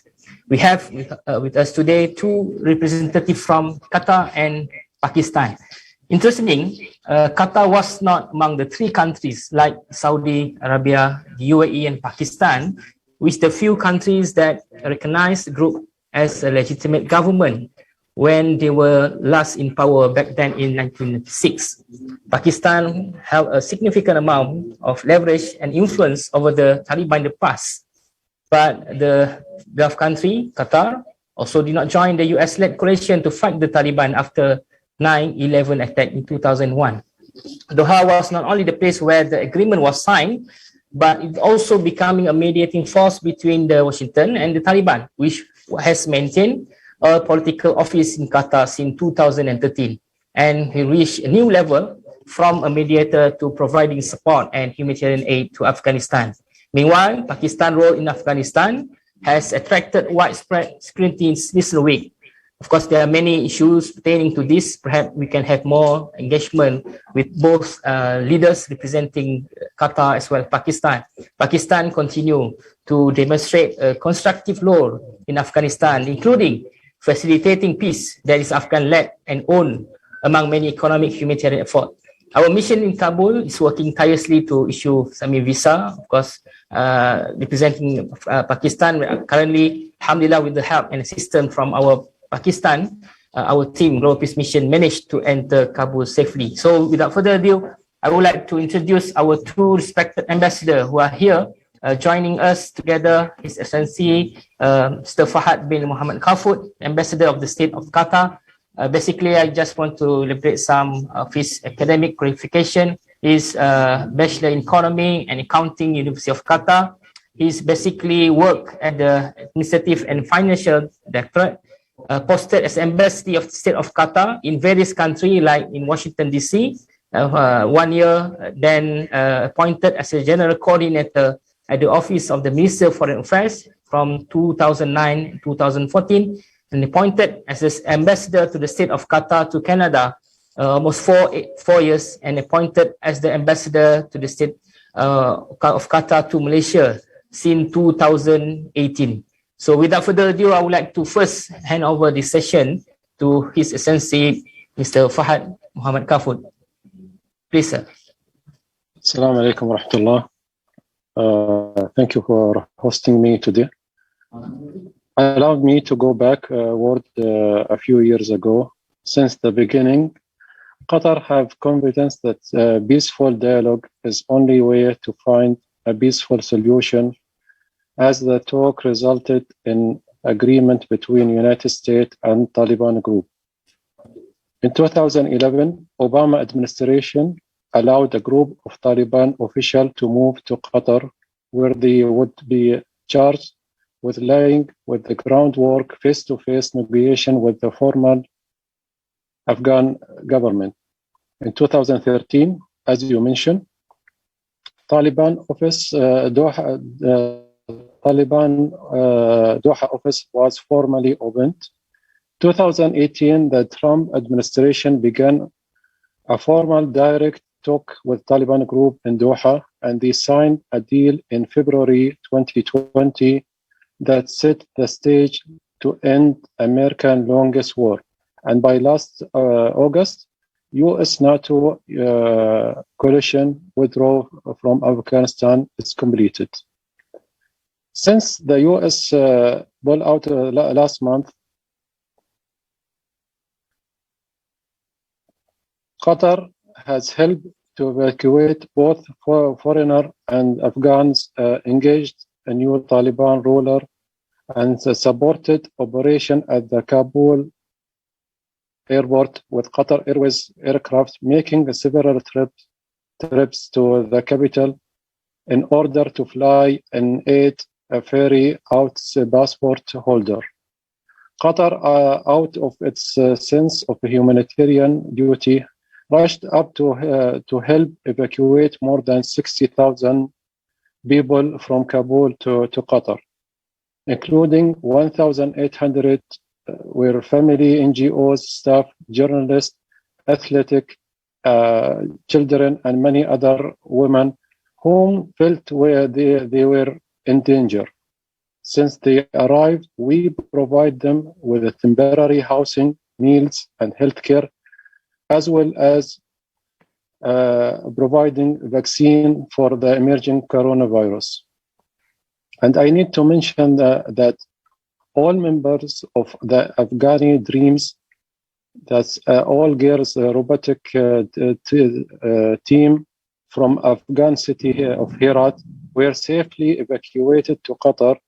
They received a scholarship from Qatar Foundation and Qatar Fund for Development to continue their education in Qatar Foundation universities, continuing to reflect Qatar's deep commitment to ensuring that children of all ages should enjoy the right of education.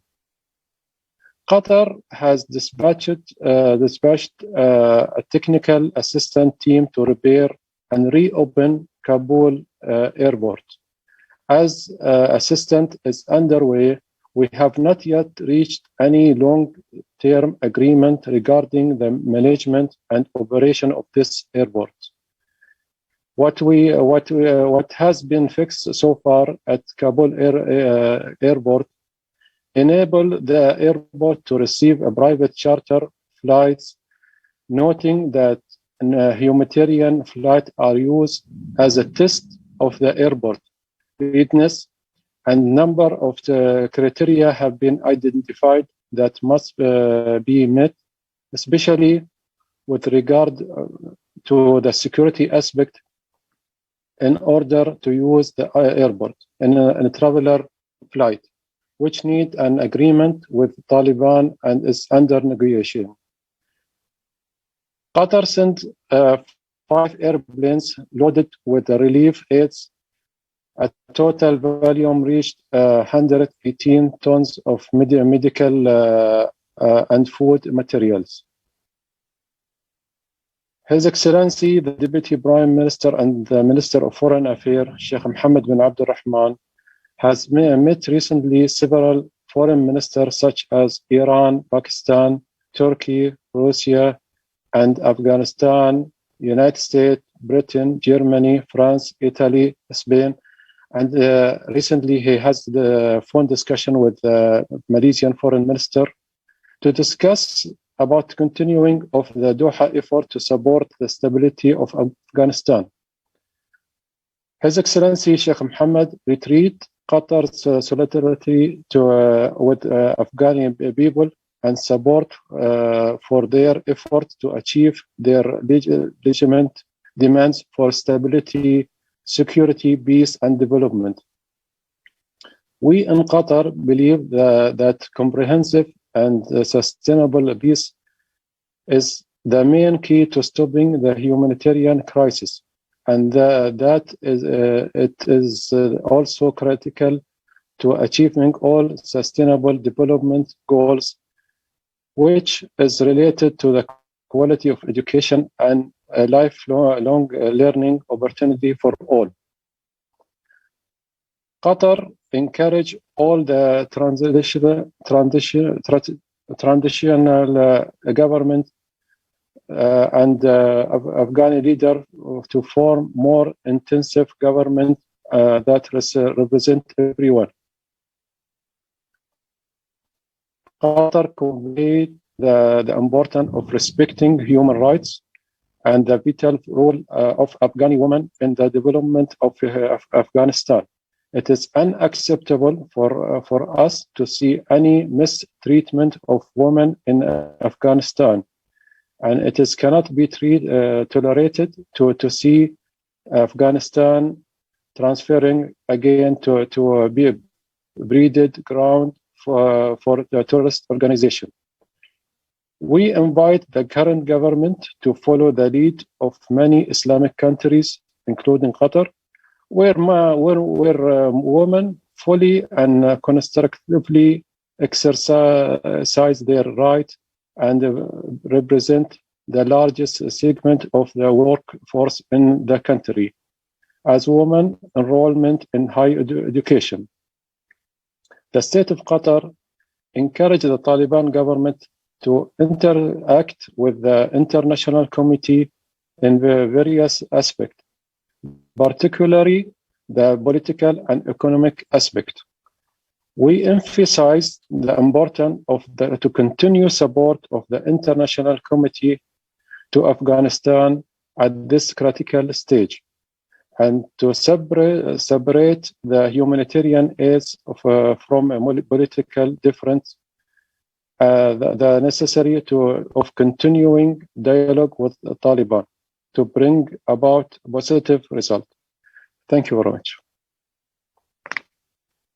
Thank you, His Excellency, for your remarks.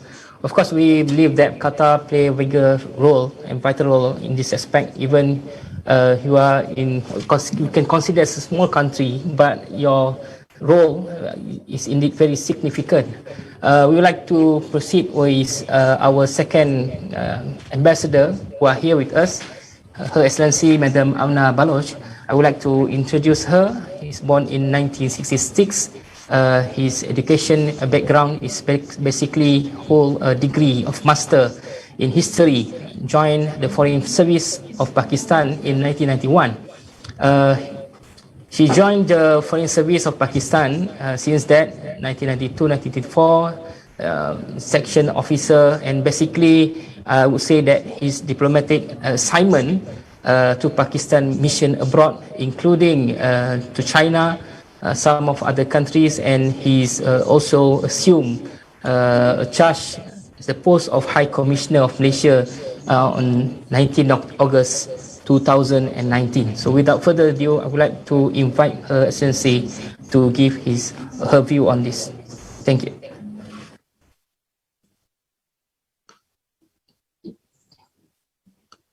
Unmute, Her Excellency. Can you hear me now? Yes. All right. Thank you very much, Fahmi.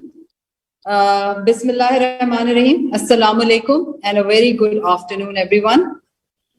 At the very outset, I would like to congratulate Global Peace Mission Malaysia and the organizers of the KL conference for holding today's webinar and inviting me to speak on a subject of immense importance. Ladies and gentlemen, it would be an oversimplification if I only refer to the historical context of Pakistan-Afghanistan relations.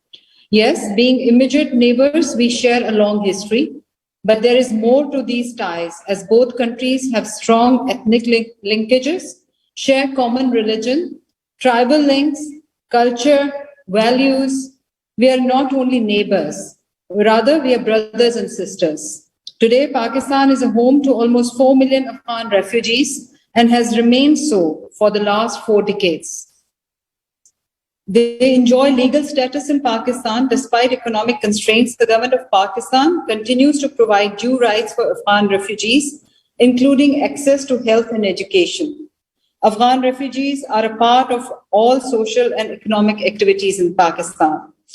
As the closest neighbor, Pakistan is an important stakeholder and has always strived for peace and stability in Afghanistan. The country that suffered the most, apart from Afghanistan, is Pakistan over the past 40 years. 80,000 Pakistanis lost their lives. $150 billion were lost to our economy. There are 3.5 million internally displaced Pakistanis. Pakistan remained the target of terrorism during the past 20 years. A war was waged on the people and the soil of Pakistan for no fault of theirs. Ladies and gentlemen, past 1 month has witnessed historical developments in Afghanistan. In early August, no one could have anticipated the turn of events, from the meltdown of security forces to the collapse of the Afghan government. As we meet today, there is a changed political reality in Afghanistan. It would not be incorrect to say that we are at a historical crossroad, and choosing the correct course is vital for peace and stability in Afghanistan. A future outcome will have profound implications for our region and world at large. Therefore, it is time to realize and seize this historic opportunity. The role of regional and global players, as well as Afghans themselves, is crucial at this stage for shaping the future of the country. As a part of the world community, we must realize that Afghanistan is at the brink of a humanitarian catastrophe. We have all seen the reports of famine, food shortages, and soaring inflation in Afghanistan. Therefore, the key priority is to prevent a humanitarian crisis that can aggravate the sufferings of the Afghans. It cannot be stressed enough that this requires enhanced engagement of international community, particularly at this pivotal juncture. A sluggish response from the international community can cause grave humanitarian consequences. Therefore, international community should join hands to provide sustainable financial support to alleviate the sufferings of Afghan people in line with the principle of international responsibility.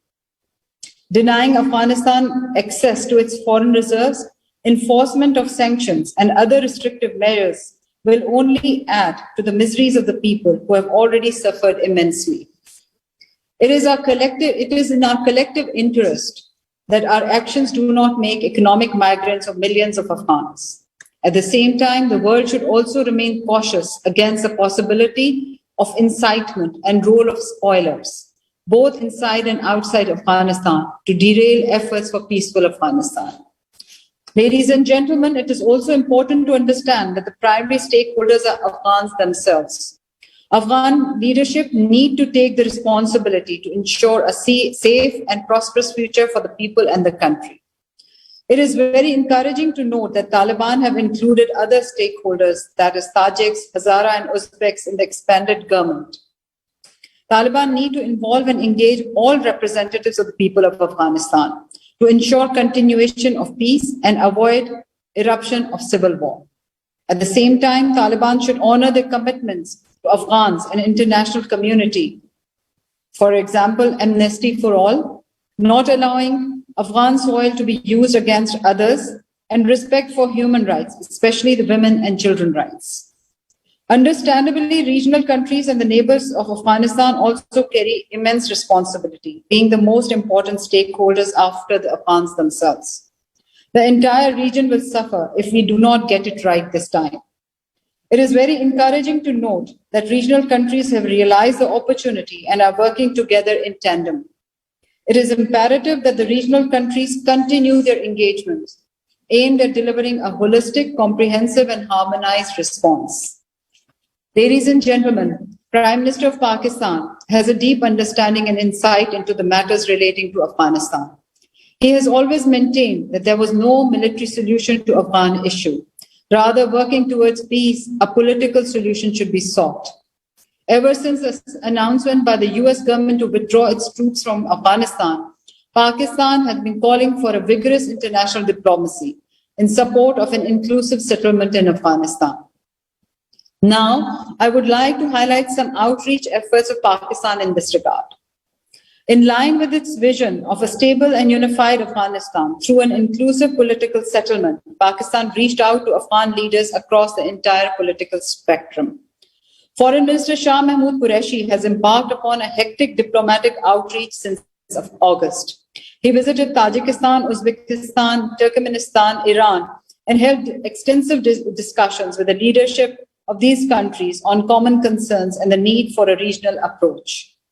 It was also an honor for Pakistan to receive numerous high-level delegations in Islamabad as well, to discuss, understand, and coordinate action on the evolving situation in Afghanistan. Foreign Minister Qureshi also hosted and chaired a ministerial meeting with neighboring countries of Afghanistan on 8th of September. The meeting was attended by China, Iran, Tajikistan, Turkmenistan, and Uzbekistan, and subsequently a joint statement was issued that aimed at helping Afghanistan. Recently, Special Envoys of China, Russia, and Pakistan for Afghanistan visited Kabul and held meeting with Taliban leadership. In line with instructions of Prime Minister, presently extensive consultations are being held by Foreign Minister Qureshi in New York at the sidelines of the United Nations General Assembly. On its part, Pakistan has been supporting the humanitarian efforts in Afghanistan in several ways, facilitating the international evacuation effort and establishment of a humanitarian corridor for the delivery of relief goods through air and land routes. Pakistan has sent 4 plane loads of humanitarian assistance comprising food and medicines for the people of Afghanistan. In conclusion, I would like to reiterate that today's Afghanistan presents an important opportunity to the world. The recurring cycles of conflict and instability during the last 4 decades can finally be stopped through collective efforts. Past mistakes must not be repeated, and the Afghans must not be abandoned this time. The new situation requires discarding old lenses, developing new insights, and proceeding with a realistic and pragmatic approach. At the center of our endeavors must remain the well-being of the people of Afghanistan, who have suffered enormously due to conflict and instability for past 40 years. I thank you all.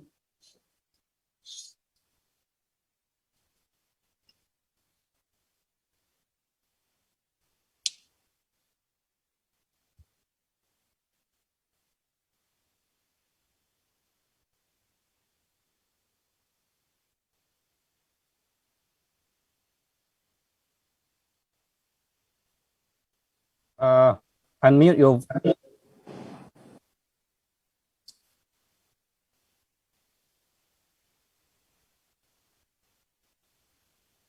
Cannot hear you.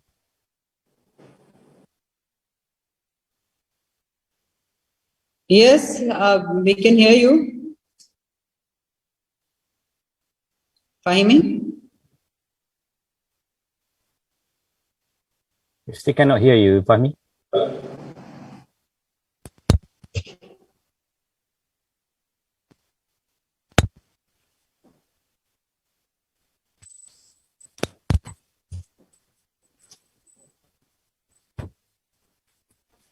I can hear you.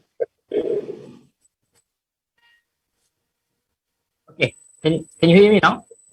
Oh yes, yes, we can hear you. Very good. And we have around 30 minutes for the discussion. So I would like to first start this session to Associate Professor Dr. Isharaf.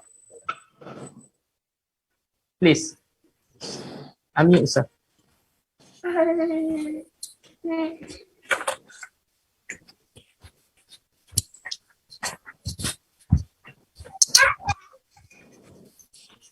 Please, Doctor, you just directly ask your question so that we can have other participants to ask questions. Bismillahirrahmanirrahim. Are you hearing me? Is okay? Yes, okay. I would like to thank the 2 honorable ambassadors, one from Qatar and another from Her Excellency from Pakistan. Both countries have contributed lots significantly to peace, stability in Pakistan, Afghanistan. It is remarkable for Muslim world as well as whole world. But I would like to make 2 questions to both of them. In our previous session, the Madam Fauzia appealed to Muslim countries, particularly OIC, to give proper solidarity. And she also said it is the moral duty of Muslim country to give solidarity, cooperation, and others. Although we are observing, we are seeing that Pakistan, Qatar have been working lots for this purpose, and Her Excellency mentioned. Now my question to High Commissioner of Pakistan and also to Qatar, will you take a special initiative to engage other members of the Muslim country and OIC to help immediately in line of your action for Afghanistan? Such an initiative can be done. The convene a special conference of OIC. Particularly, I would like to make a question to Ambassador of Qatar. Pakistan already has taken initiative to engage the neighboring countries. They engage already 4 other neighboring countries.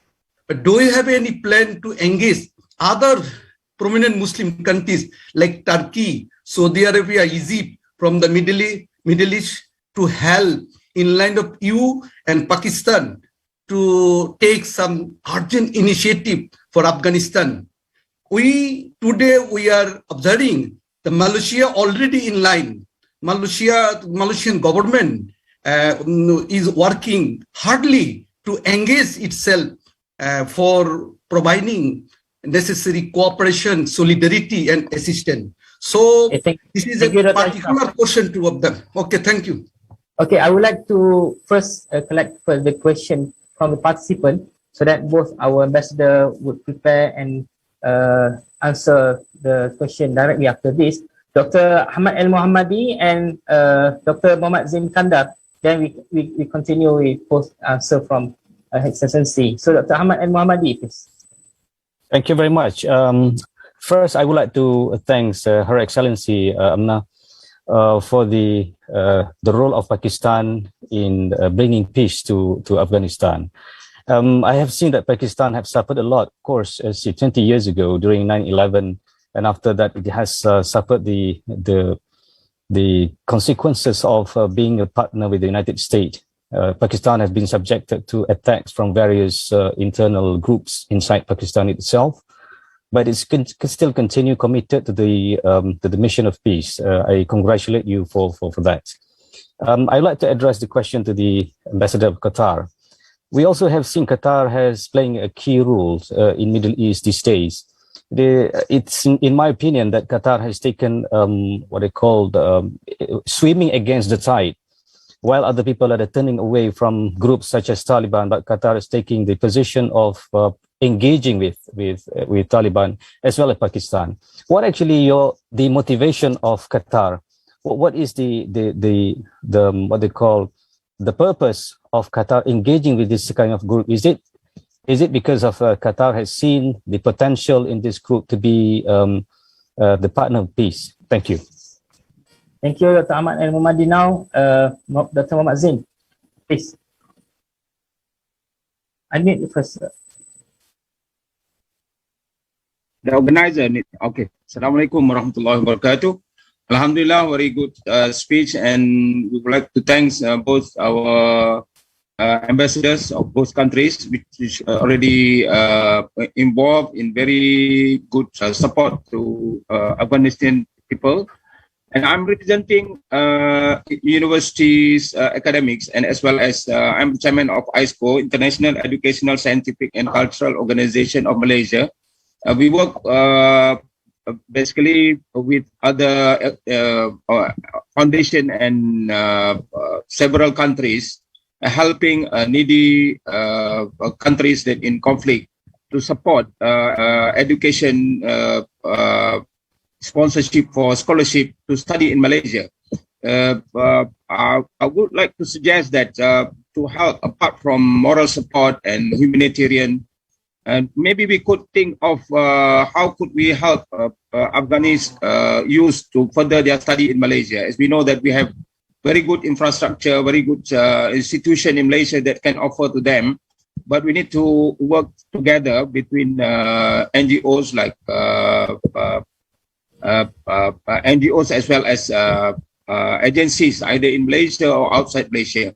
ISCO have worked together with some foundation in Qatar as well as Kuwait, and maybe we could further this cooperation to help Afghanis youth to study in Malaysia so that they can build up their country in future, inshallah. Thank you very much.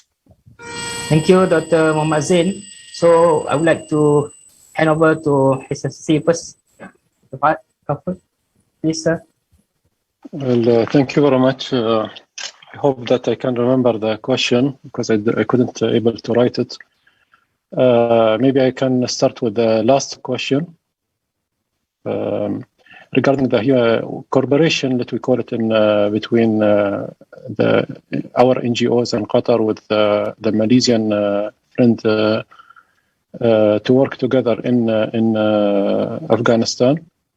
I think this is a very good idea. We need to work and together, even to reduce the cost of the operation and to let more people to get the benefit of our efforts. Personally, and receiving a student in Malaysia is a very good opportunity, but I believe that we need to think seriously to do something inside Afghanistan, because that means much more people will get the benefit of this effort. Like I don't know, building schools there, or help the teacher, or what they call it, like teaching the teacher there.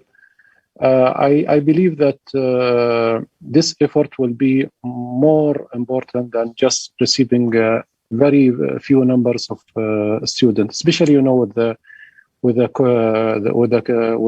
pandemic situation now. So it is not easy to move between country to country. So I prefer, and it's just my personal view, to focus to work inside Afghanistan more. Maybe the second question about Qatar efforts to help our brothers and sisters in Afghanistan for the peaceful situation. As I mentioned in my speech, it took a long time, roughly 7 or 6 years, back and forth discussion. We didn't select or maybe you can call that Taliban, they trust us. You can put it in this way. Sometimes the negotiation is like up and down, doesn't make a straight line. Sometimes it was like suspended for many reasons. We as in our experience in many issues, we believe in open dialogue. We don't believe in boycott any group or any country. If there is anything, we have to sit on the table and discuss in a frank way. Sometimes we don't like each other, but we have to sit and face to face on the table and to discuss. We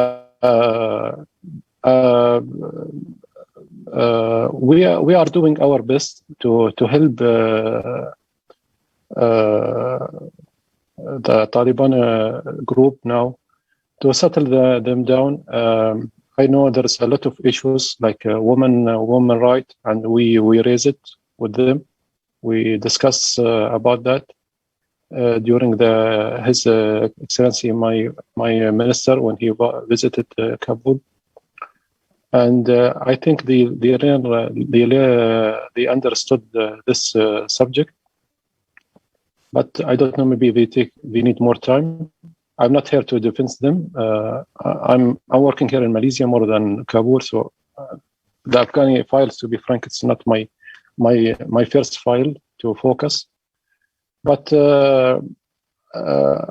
we, as I mentioned, you can when Qatar became like a hub for the peace process, I am proud about my country, and we will continue this effort. I don't know if you're aware that most of the embassies who work in Kabul now they are working in Qatar, in Doha, and we receive mostly all the key country foreign minister. They visit Qatar, and they had like kind of direct or indirect talk with the Taliban office in Doha. So we are doing our best. I don't have a lot of information, to be frank with you, about what's going on now. And regarding other countries, I believe that other countries, they send a lot of human aids. It's not only Doha. I don't want to be only the superhero here on this issue. There's other countries. I think they are working in their way. Thank you. Thank you, Mr. Sensi. Thanks. I would like to proceed to her, Sensi. Please, maybe you have something to respond. I would like to say that we are very happy to note that Malaysia has taken an initiative to address the humanitarian crisis that is rising in Afghanistan, and Malaysia is engaging actively in the situation on ground. So people of Malaysia and the government of Malaysia must be congratulated on that. And we are very encouraged by the response of the Malaysian people. So this shows that the Muslims across the world, they understand the pain and the difficulty of their brothers and sisters in Afghanistan. Thank you. Thank you so much. And of course, I think based on the conversation that we have currently, we've seen that Pakistan also hosting a large number of Afghan refugees for so many years, I think for almost generation, and granting access to some services as well. And I think by the from our friendly country like Pakistan, this is our humanitarian mission who are now safely in Kabul. So I would like to open up the another session for the question and answer. So perhaps I would like to give to Mohammad Alim. Please unmute yourself. Fahmi, there is a disturbance on your end. Brother Mohammad Alim, Aiman? Yes, sure. Hi, Assalamu alaikum. I would like to have a comment of the Afghanistan. From my point of view, that in the very near future, Taliban must prioritize the security sector reform. Because they should differentiate the role of civil police and the role of army in the country. Because right now the country is in the military situation, so there is not a specific rule for police and the army. And for more information, the Taliban movement actually it is the combination of three types of fighters or commanders. Number first, they are clergies, mostly in the leadership. They received the traditional, in certain extent recently, the secular educations also. Number second is the nationalist or patriotic movements. Nationalist movement Afghanistan, some of the previous mujahideen. So the third factor or the third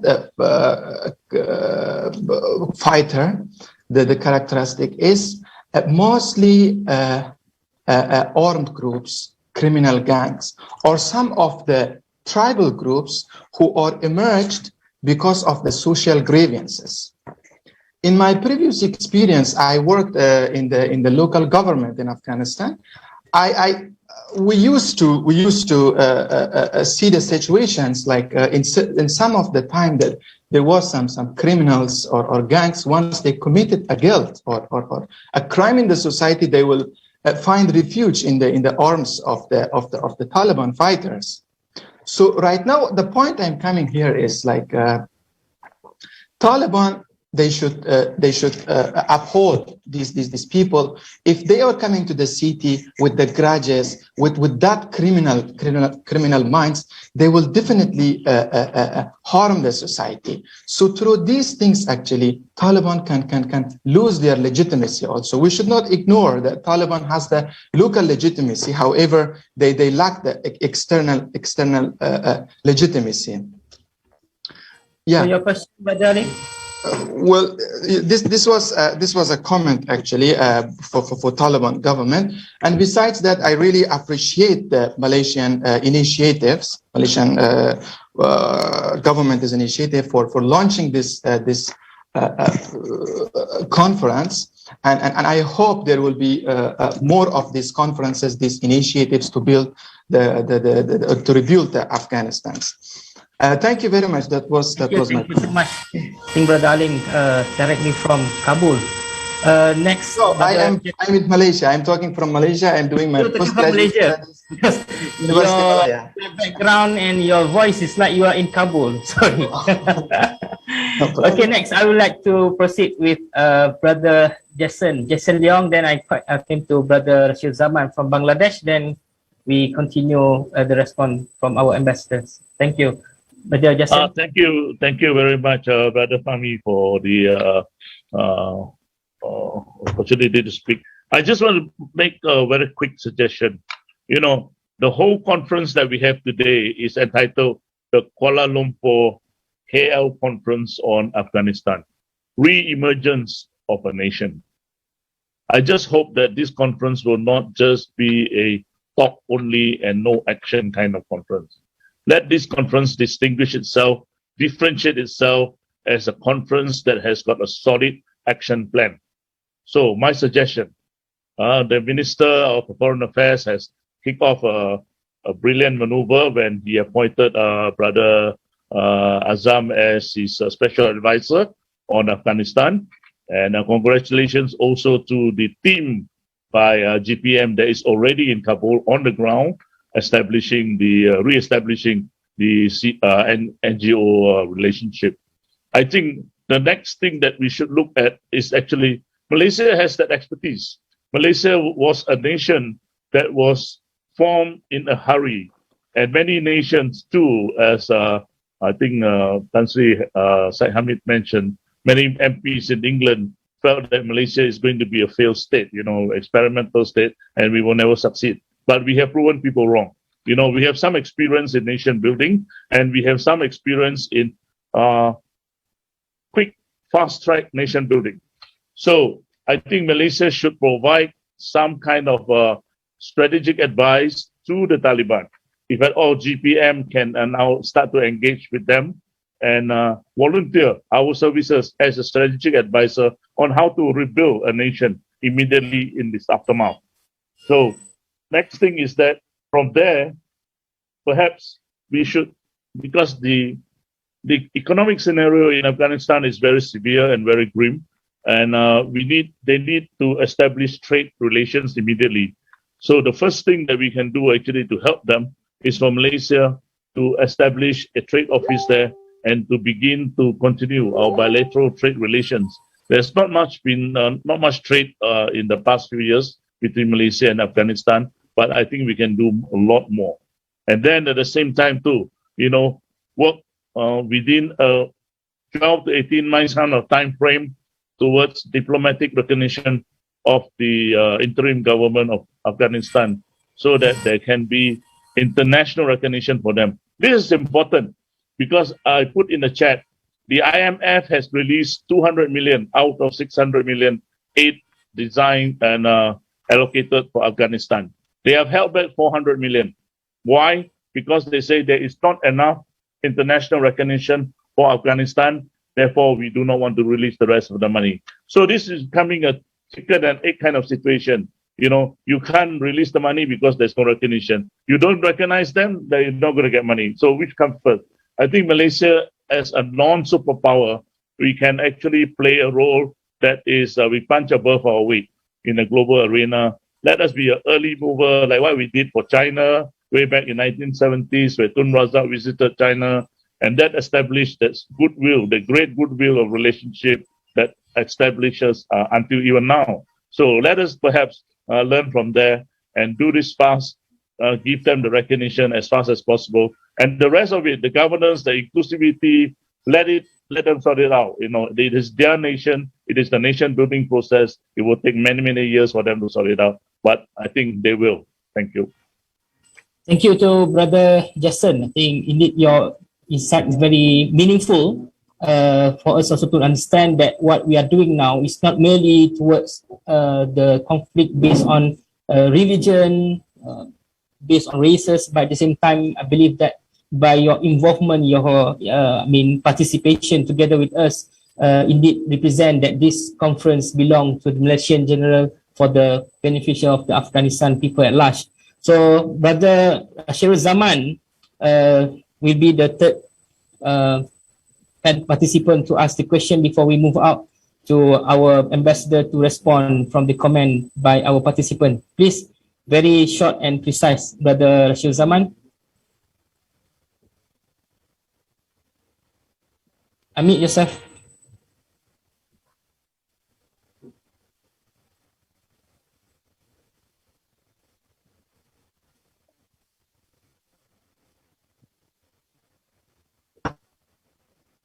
First of all, I would like to offer thanks to ZPM, which has taken a very good initiatives to organize this webinar on Afghanistan.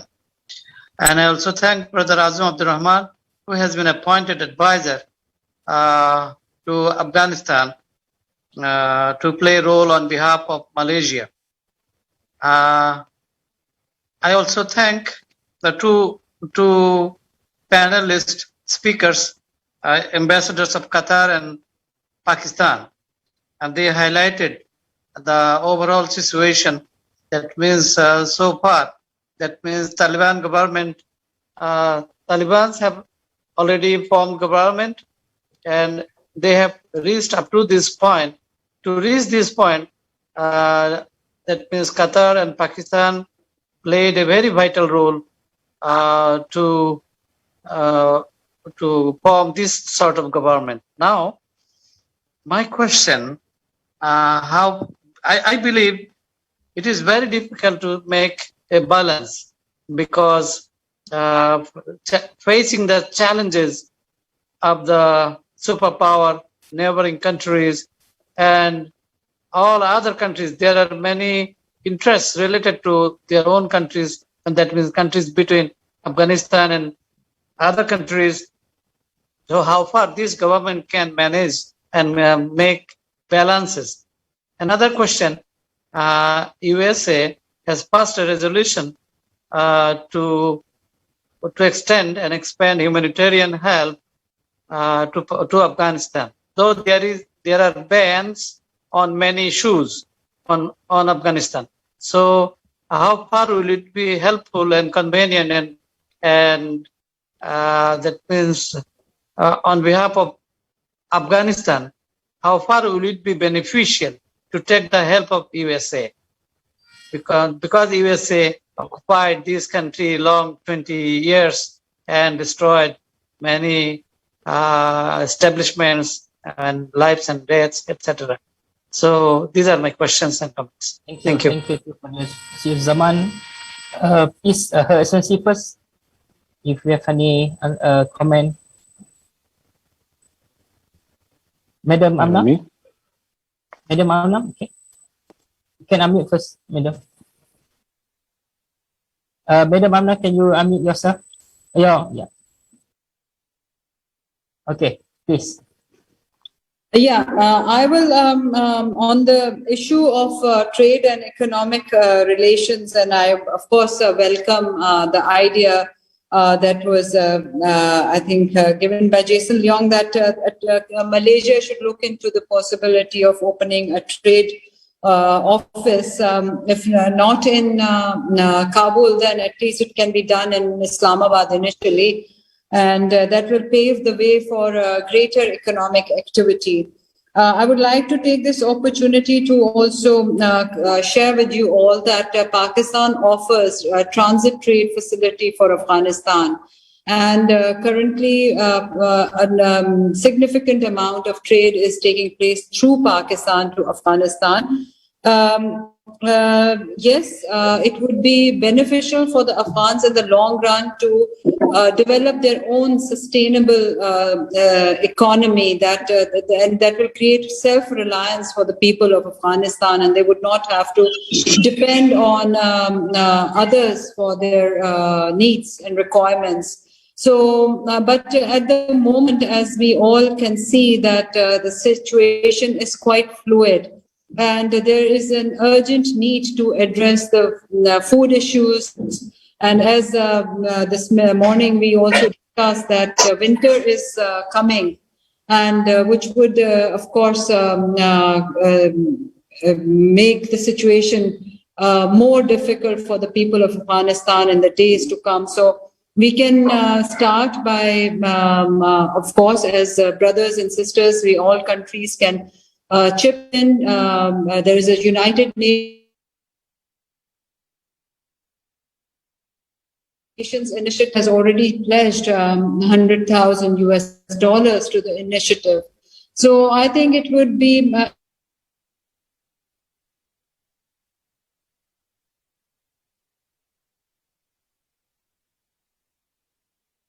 in the short run look into putting the feet.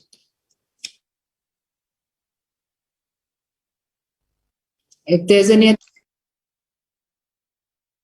Oh, thank you. Thank you so much. Her Excellency, I was a negotiation with the interim government and also the Islamabad. Pakistan has lifted the 70% tax it had imposed on Afghanistan fresh fruit export. So I think what the government can do is basically to ease and to give somehow new dimension towards the cooperation between both countries. So I would like to give some space to His Excellency, Mr. Fahad Kafut, if you have something to comment from the participant views just now. Yeah, I think first of all, I just want to mention that my office is open for anybody or any NGOs who want to work with Qatar regarding the providing the human aids in Afghanistan. And as Her Excellency she mentioned that the winter is coming, so I think and people there they will start to suffer a lot. So any kind of partnership between the Qatari side and Malaysian side, we will be very happy to discuss about it. There is a lot of ideas how we can work, how we can, but still I'm encouraging the Malaysian side to discuss, to start the dialogue with the Taliban government, listen to them, give them some advice. Sometime they need your advice, even that through the official channel or unofficial channel. We are doing our best, as I mentioned, from Qatar. We received 60,000 people who evacuated, and we help a lot of them to go to their final destination. Some of them still in Qatar, and some of we emerge some of them in our education system and health system. Just I want to do it in short way. We will be very happy to receive or to discuss of any idea about how we can work together to help these people. Thank you. Thank you, His Excellency. Now we reached to the end of the session, but probably there is a request coming from our participant who still wanted to discuss with His Excellency. Maybe perhaps they want to also give some overview. So this will be the last round, the session of Q&A before we end this session. So I would like to first give the floor to Brother Gul Badshah Safi. I think he's from Afghanistan, currently in Peshawar. So please, Brother Gul Badshah Safi. Unmute yourself first.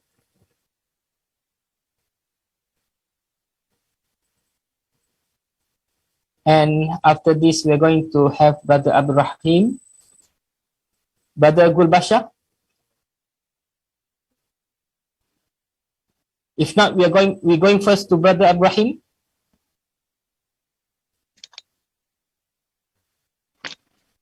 Please, brother. Yes, Assalamu alaikum. Yes, Walaikum salam. Can you see me, or I should? I cannot see you, but your voice is clear. You can proceed. Okay, so Alhamdulillah, very informative and very large, deep information, especially from His Excellency Fakhat Khafood and His Excellency Amma Baloch. So actually the first one thing is just recently the Deputy Chairman of the Security Council of the Kyrgyz Republic, Talat Begman Sadikov, visited Kabul. And he's met the Minister of Foreign Affairs of Taliban, Amir Khan Muttaqi. He is the first who is visited from the Central Asian countries for the, the recognizing, just making some establishing of the cooperation with the Taliban. So in this term of, I would like to have a question to both of the ambassadors. So what do you think about the role of the Central Asian countries, especially Uzbekistan and Kyrgyzstan, in this peace talk negotiations? Please, your opinion. Thank you. I would like also to invite Professor Insigne Dr. Ahmad Faizul. Professor Insigne Dr. Ahmad Faizul, because you are Brother Gul Badshah also, you are ready now?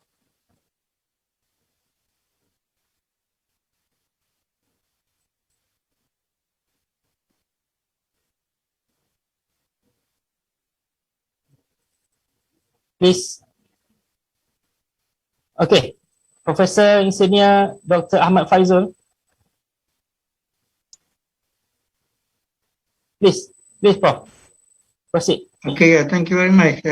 My question to His Excellency is about the trust of the people of Afghanistan, especially under Taliban rule, towards the foreign countries now. I think in the past 20 years, maybe most of the development was in the urban areas with huge investment from US and EU countries. But now it seems that the rural people are still underdeveloped, and they are beginning to realize that they have been ruled by Taliban. But the problem is, as before, from my experience with Abim 20 years ago, when we were there, the Afghan people, they only trusted certain people, and they mistrust a lot of foreigners, especially the Europeans. They even burned some of the UN aid vehicles because of mistrust. So how do Muslim countries develop this trust from the Afghan people, especially the Taliban, who represent the rural people, and the rural people form the main class of the Afghan people? That's my question. Thank you very much. Thank you. So I would like to give to Her Excellency Ahmad Baloch to respond, and perhaps you can conclude your session today, please. You need to unmute first, madam. Sorry, I keep doing that. Okay. So the first question pertains to the role of Central Asian countries in the peace process. We have seen that the Central Asian countries are already engaged in the developments that are taking place in Afghanistan, because we all are important stakeholders, whether we are from Central Asia or whether we are from South Asia or we are from Middle East. It is very important for us to ensure that peace comes to our region, because the dividends would be high for everyone. Some of the Central Asian countries, as we know, that they're landlocked. With the settling down of Afghanistan, the trade can smoothly take place, and it will be economically beneficial for all. It will alleviate poverty from the region. And these are the main issues that are being faced by the people of these regions. So, so I can see that Turkmenistan, Tajikistan, especially those countries that are bordering Afghanistan, they're involved, and they are very active in pursuing all objectives that pertain to bringing sustainable peace in Afghanistan. So having said that, I think the next question, sorry, can you please help me recall the question? That was the last question. There was one on the role of Central Asian countries in the peace process, and my brother who spoke the last. Professor?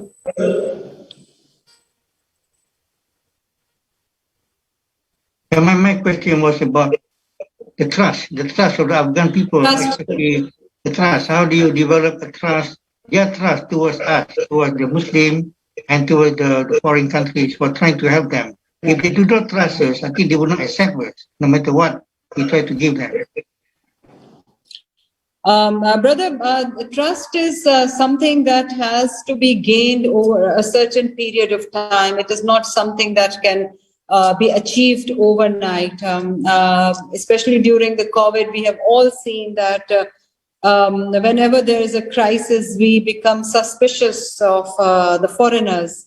So there is a crisis in Afghanistan, and to tell you the truth, they have all the reason not to trust people, because their country remained a victim of terrorism and so many hardships over the past 40 years. So this trust will come with the passage of time, and trust will develop when the words are matched with the actions. So there's a heavy responsibility as the neighbors of Afghanistan, and then as members of Muslim Ummah and the international community, that our actions should match our words. That is how the trust will develop. Thank you. Now I'm giving the floor to His Excellency Fahad Kafut to respond and give your concluding remark. Well, I don't have a lot to add to my sister, Her Excellency. She already spoke about it. Only Dr. Ahmad, when he mentioned that recording stopped. The Afghani cannot trust the Western country. It's good opportunity for Muslim country like Malaysia to work. Recording in progress. To start working there. I'm happy that Global Peace and Mercy Malaysia already started providing human aids there, but we need to continue. We need your not only to send some urgent medical equipment. It's also they need your experience. They need your help. I forgot to mention that when we re-operate the Kabul airport, we co-work with the Malaysian company. They help us to reopen the airport. So this is one example of what Malaysia can do. providing the security. Now maybe the security is very important. Their stability very important. So they need to listen to you. It's not about just the batch, send the number of batches or a couple of tons of food aids. They need your help. They need your experience. Thank you, Raj. Thank you so much to Ambassador from Pakistan and Qatar. While we're having a discussion, of course, we received many information and many updates from those I think previously have done many significant effort to help and assist our brother, dear brother in Afghanistan. For information with me right now is one of the books published in 1989. The title of this book is Dawn for a New Era, published by Angkatan Belia Islam Malaysia, ABIM.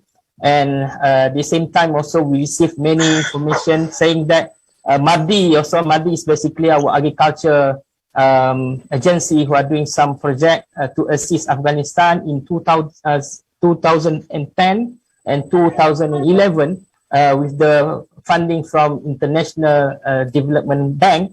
But with regard to this issue also, I received pictures saying that a technical mission, a meeting with the Professor Abdullah Rasul, Prime Minister of Afghanistan, during that time in 1991, and the paper from the Tenaga Nasional, I think Brother Jamaluddin, who was the previous moderator just now, I think he also did involve in this, the reconstruction of electricity supply infrastructure of Afghanistan. So this is basically somehow we say that we need to do something as a friendly countries, as a Muslim brothers and sisters. Most importantly for us, we believe that we must stop the irresponsible policy of imposing so-called alien values from the outside. This is basically in line with the statement made earlier by our Foreign Minister, Dato Saifuddin Abdullah. He said that two important point that we should we should not repeat the same mistakes of others by imposing our views on Afghanistan. Secondly, he mentioned that we should not allow another superpower to invade Afghanistan due to its rich resources. Thus, we believe that by having Kuala Lumpur conference today is very significant. Malaysia is doing something that is very significant with regard to our country.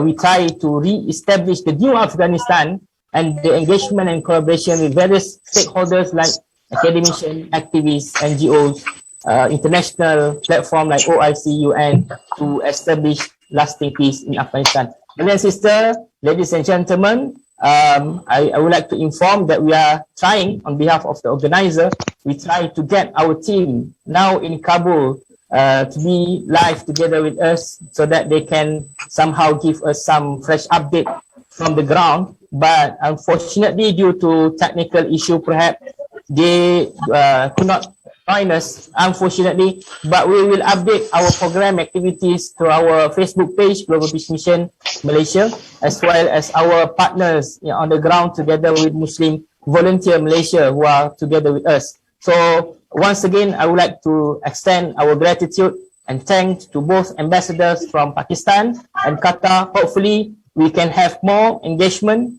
more interaction, and your insight basically is very informative for us to understand your country roles in terms of helping and assisting Afghanistan.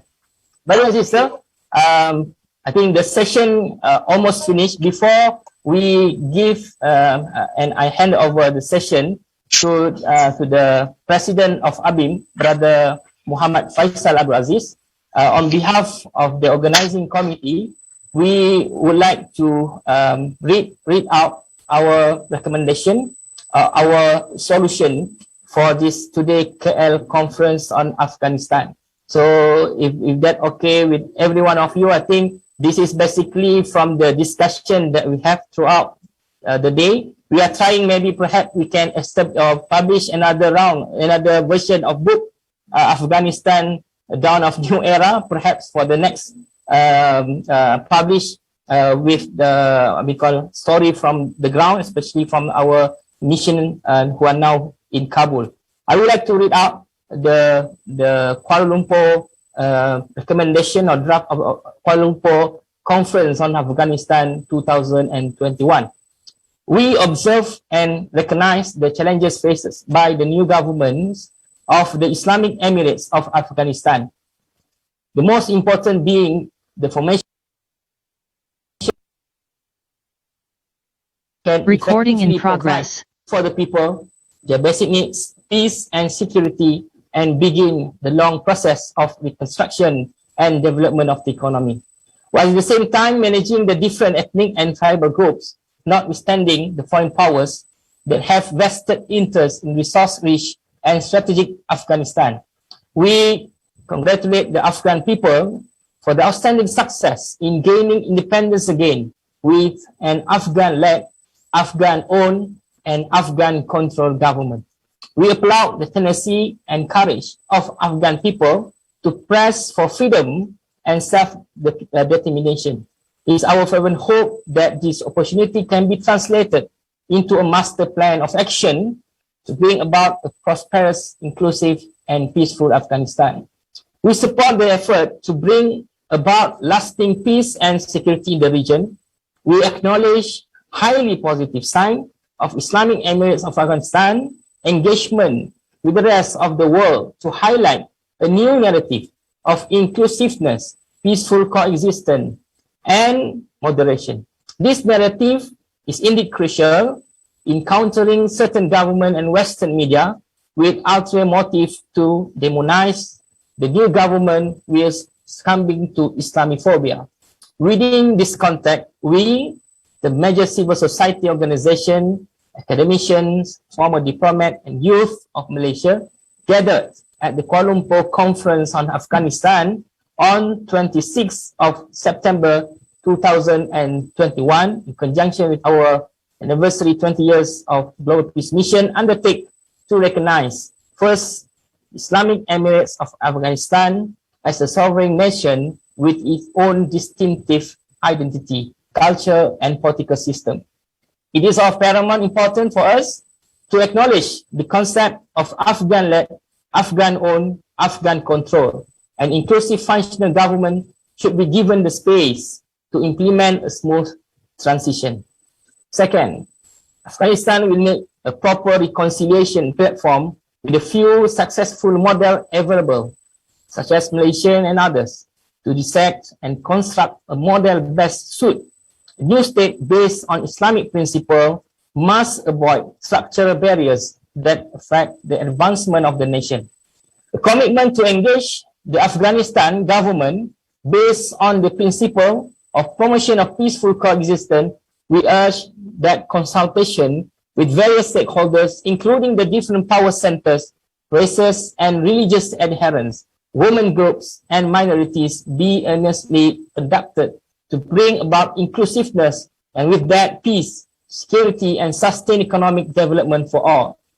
From commitment to provide immediate humanitarian assistance and basic amenities such as food, warm clothing, and shelter for the Afghan people, including educational opportunities, training for teachers, academics, collaboration, and government servants training. For this purpose, the International Aid Organization needs to be re-invited and reassured to resume operation. Meanwhile, this morning we already launched TABUNG called www.peduliafghanistan for our crowdfunding platform to encourage our dear brother and sister from Malaysia to contribute and support for the Afghanistan causes. 5, the necessity to have Malaysian-owned media present in Afghanistan to provide updates, accurate and more balanced views about the reality on the ground than relying on the foreign media, some of which may have ulterior motive to demonize the new Afghan leadership and succumb to Islamophobia.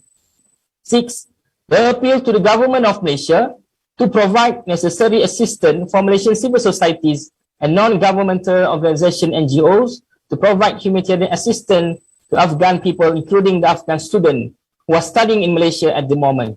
7, seeing the need to appoint a special advisor to advise Malaysian government on Afghanistan affairs and bridge the Afghan-Malaysian engagement. With this, I would like once again to thank to the government, especially to the Foreign Minister Dato Saifuddin Abdullah for appointing our chairman, Dato Ahmad Azam, to be the advisor to the Foreign Minister with regard to Afghanistan. 8. The importance of engaging with the countries of the OIC in order to provide urgent and necessary assistance to the Afghanistan populace, especially in the critical areas such as food supply, health, utilities, infrastructure, education, supply chain, security, and economic development. 9. The urgent need for the international community to not only release all Afghan assets frozen overseas, but also to pay operation damages and fully assist in the rebuilding process. The reconstruction of Afghanistan plan need to be instituted immediately for the sake of justice and avoid a humanitarian catastrophe. With that, I would like to thank you. Assalamualaikum warahmatullahi ta'ala wabarakatuh. Waalaikumsalam warahmatullahi.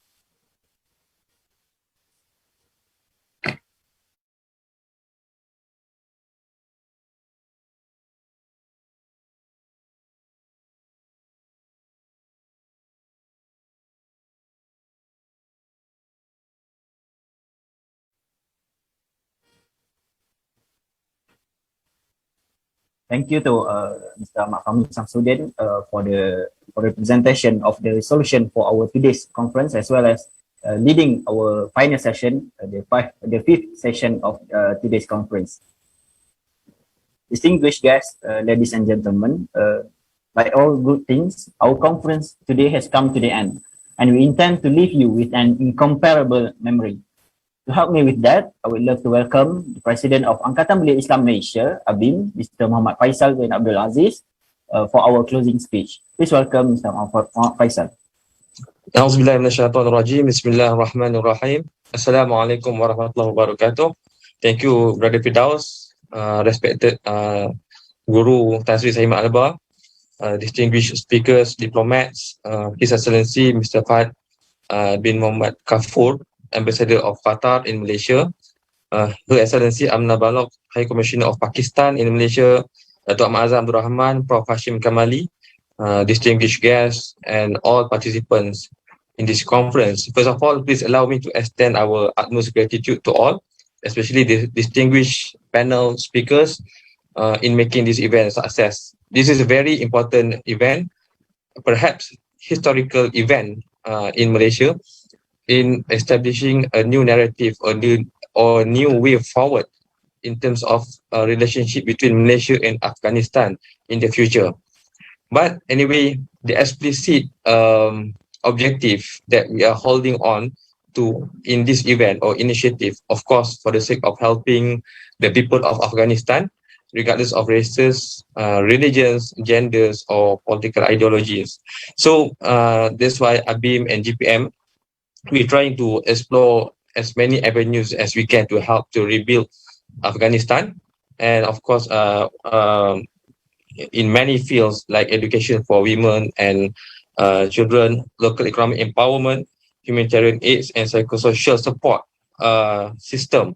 And just now mentioned by Brother Fahmi, our team, Alhamdulillah, have safely arrived in Kabul last Friday, but we cannot have air time with them due to certain circumstances. Guided by these principles that I mentioned, to save or to help the Afghan people. So it is timely for us and for the government of Malaysia in particular to take more proactive actions, especially in establishing contacts or engaging with the Afghan people or Afghan authority. For example, exploring more collaborative effort, and also not to isolate them. And I agree with Dr. Roy just now said, instead of isolating Afghanistan, we need to do something to help Afghanistan people by engaging with the ruling government. And I echo with Tan Sri Saimat Alba as well. It is a need for us to give time to the current ruling government to prove themselves and to stabilize the country instead of just isolating them and then giving more problems like the influx of refugees and so on. But of course, we have to be cautious when we talk about engaging with Afghanistan ruling government. It does not mean that we are all for whatever the current government is doing. So the media, so the balanced path that we can do is transparency. So for us, when we talk about engaging with the authority of Afghanistan, transparency matters. So when we talk about collaborative efforts between Malaysian government and Afghanistan authority, it need to be transparent enough. To what extent of collaborative effort that we want to do, the time frame, the framework, the objective, all have to be on the table so that people will know transparently. The engagement activism between Malaysian government and Afghanistan authority. Besides pointing out on the issue of peaceful coexistence, as what was discussed by, I think, Dr. Abdullah Bilmut, and also Sister Fauzia and Tan Sri Hamid as well, pointed out just now. Malaysia and Afghanistan, we share the same religion, sentiments in terms of religion of Islam, and universally, I think all of us agree that Islam is a religion of peace, and I'm optimistic that we can promote the idea of peaceful coexistence together, at least by nurturing the interaction between scholars in Malaysia and Afghanistan. And in fact, now in Malaysia, we have Afghanistan scholars, prominent scholars from Hashim Kamali. He can play his role in promoting the idea of peaceful coexistence, Islam, to preserve the fundamental rights, the justice, and to celebrate diversity fairly, and so on. And apart from that, the most important thing that I want to highlight, Malaysia, we are a sovereign country, we are independent country, and we are not bound at all to any external narrative, even in fact by superpower, regardless of China or US, in decision-making process, especially in establishing bilateral relationship with certain countries. So we are sovereign countries. We have our own autonomy to decide. And of course, I do believe that this principle is shared by our friend in Pakistan, from Qatar, from Bangladesh, and many countries that is defined under the middle power countries. And Malaysia, I have to emphasize that we are middle power countries. Yes, of course, we are not superpower countries, but we are middle power countries. We have our own unique system, unique foreign policy, middle power foreign policy. And what is middle power foreign policy? Perhaps Hamid Alba can elaborate more. At least to be more proactive in reducing conflict in the world system. So under this spirit of middle power countries like Malaysia, and I do believe Qatar and our friends as well, we need to mobilize our effort. We need to chart our own narrative instead of being consumed by or being bound to the external or the superpower narrative in establishing relationship with the countries. And otherwise, as long as we are bound to the political game of superpowers, our effort to establish, to empower the international communities to uplift or uphold the international justice will remain stagnant. And at the same time, continuously marginalizing Afghanistan will worsen many crises. The refugees issue will, and also apart from perpetuating regression, and of course, it doesn't help to fix our shared common ecosystem as an international community in the future. So, last but not least, it is hope. We really hope that this kind of KL conference on Afghanistan will shed some light and will give some enlightenment on the way forward, what we are going to do in the future to help Afghan people, and what kind of narrative that we want to build, as opposed to the political game or narrative played by superpower. And instead of just being wait and see due to overcautious sentiment. So inshallah, thank you very much. Thank you all who participated in this event. Assalamualaikum warahmatullahi wabarakatuh.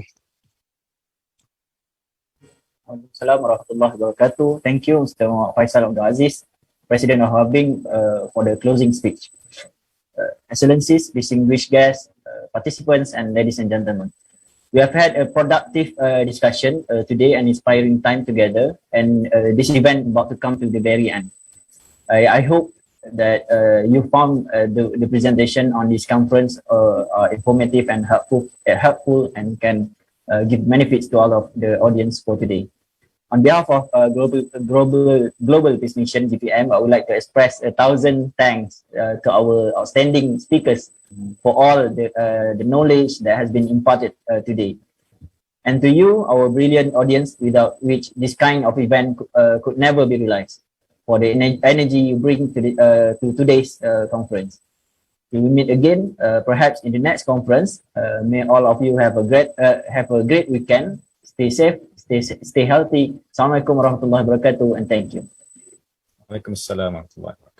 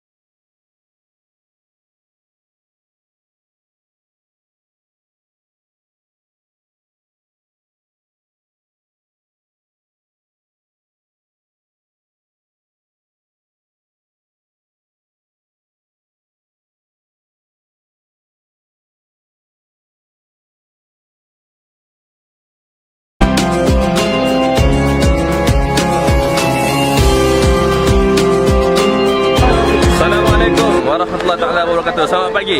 Hari ini kita masih berada di Kuala Lumpur untuk menyalurkan bantuan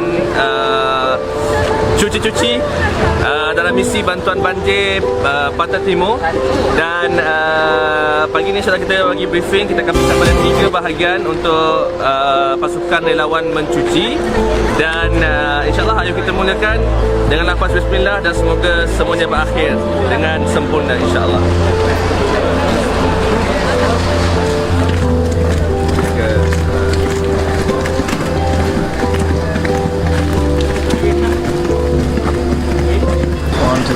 Okey, Assalamualaikum warahmatullahi taala wabarakatuh. Kita berada di Taman KSM di Bandar Lipis, dan kita bersama dengan volunteer daripada UIA, Malaysia Force Rakan, dan juga Global Peace Mission Malaysia membantu penduduk-penduduk di sini untuk membersihkan kawasan rumah mereka dan membantu mereka mampulah cuci-cuci lah basically. Di samping kita mengagikan barang hygiene kit, set ibadah dan lain-lain. Jadi kita doakan akan dapat selesai segera dan sedikit sebanyak meringankan kesedihan, meringankan apa orang kata, keletihan mereka yang perlu berhadapan dengan pasca banjir punya hal lah. Okey.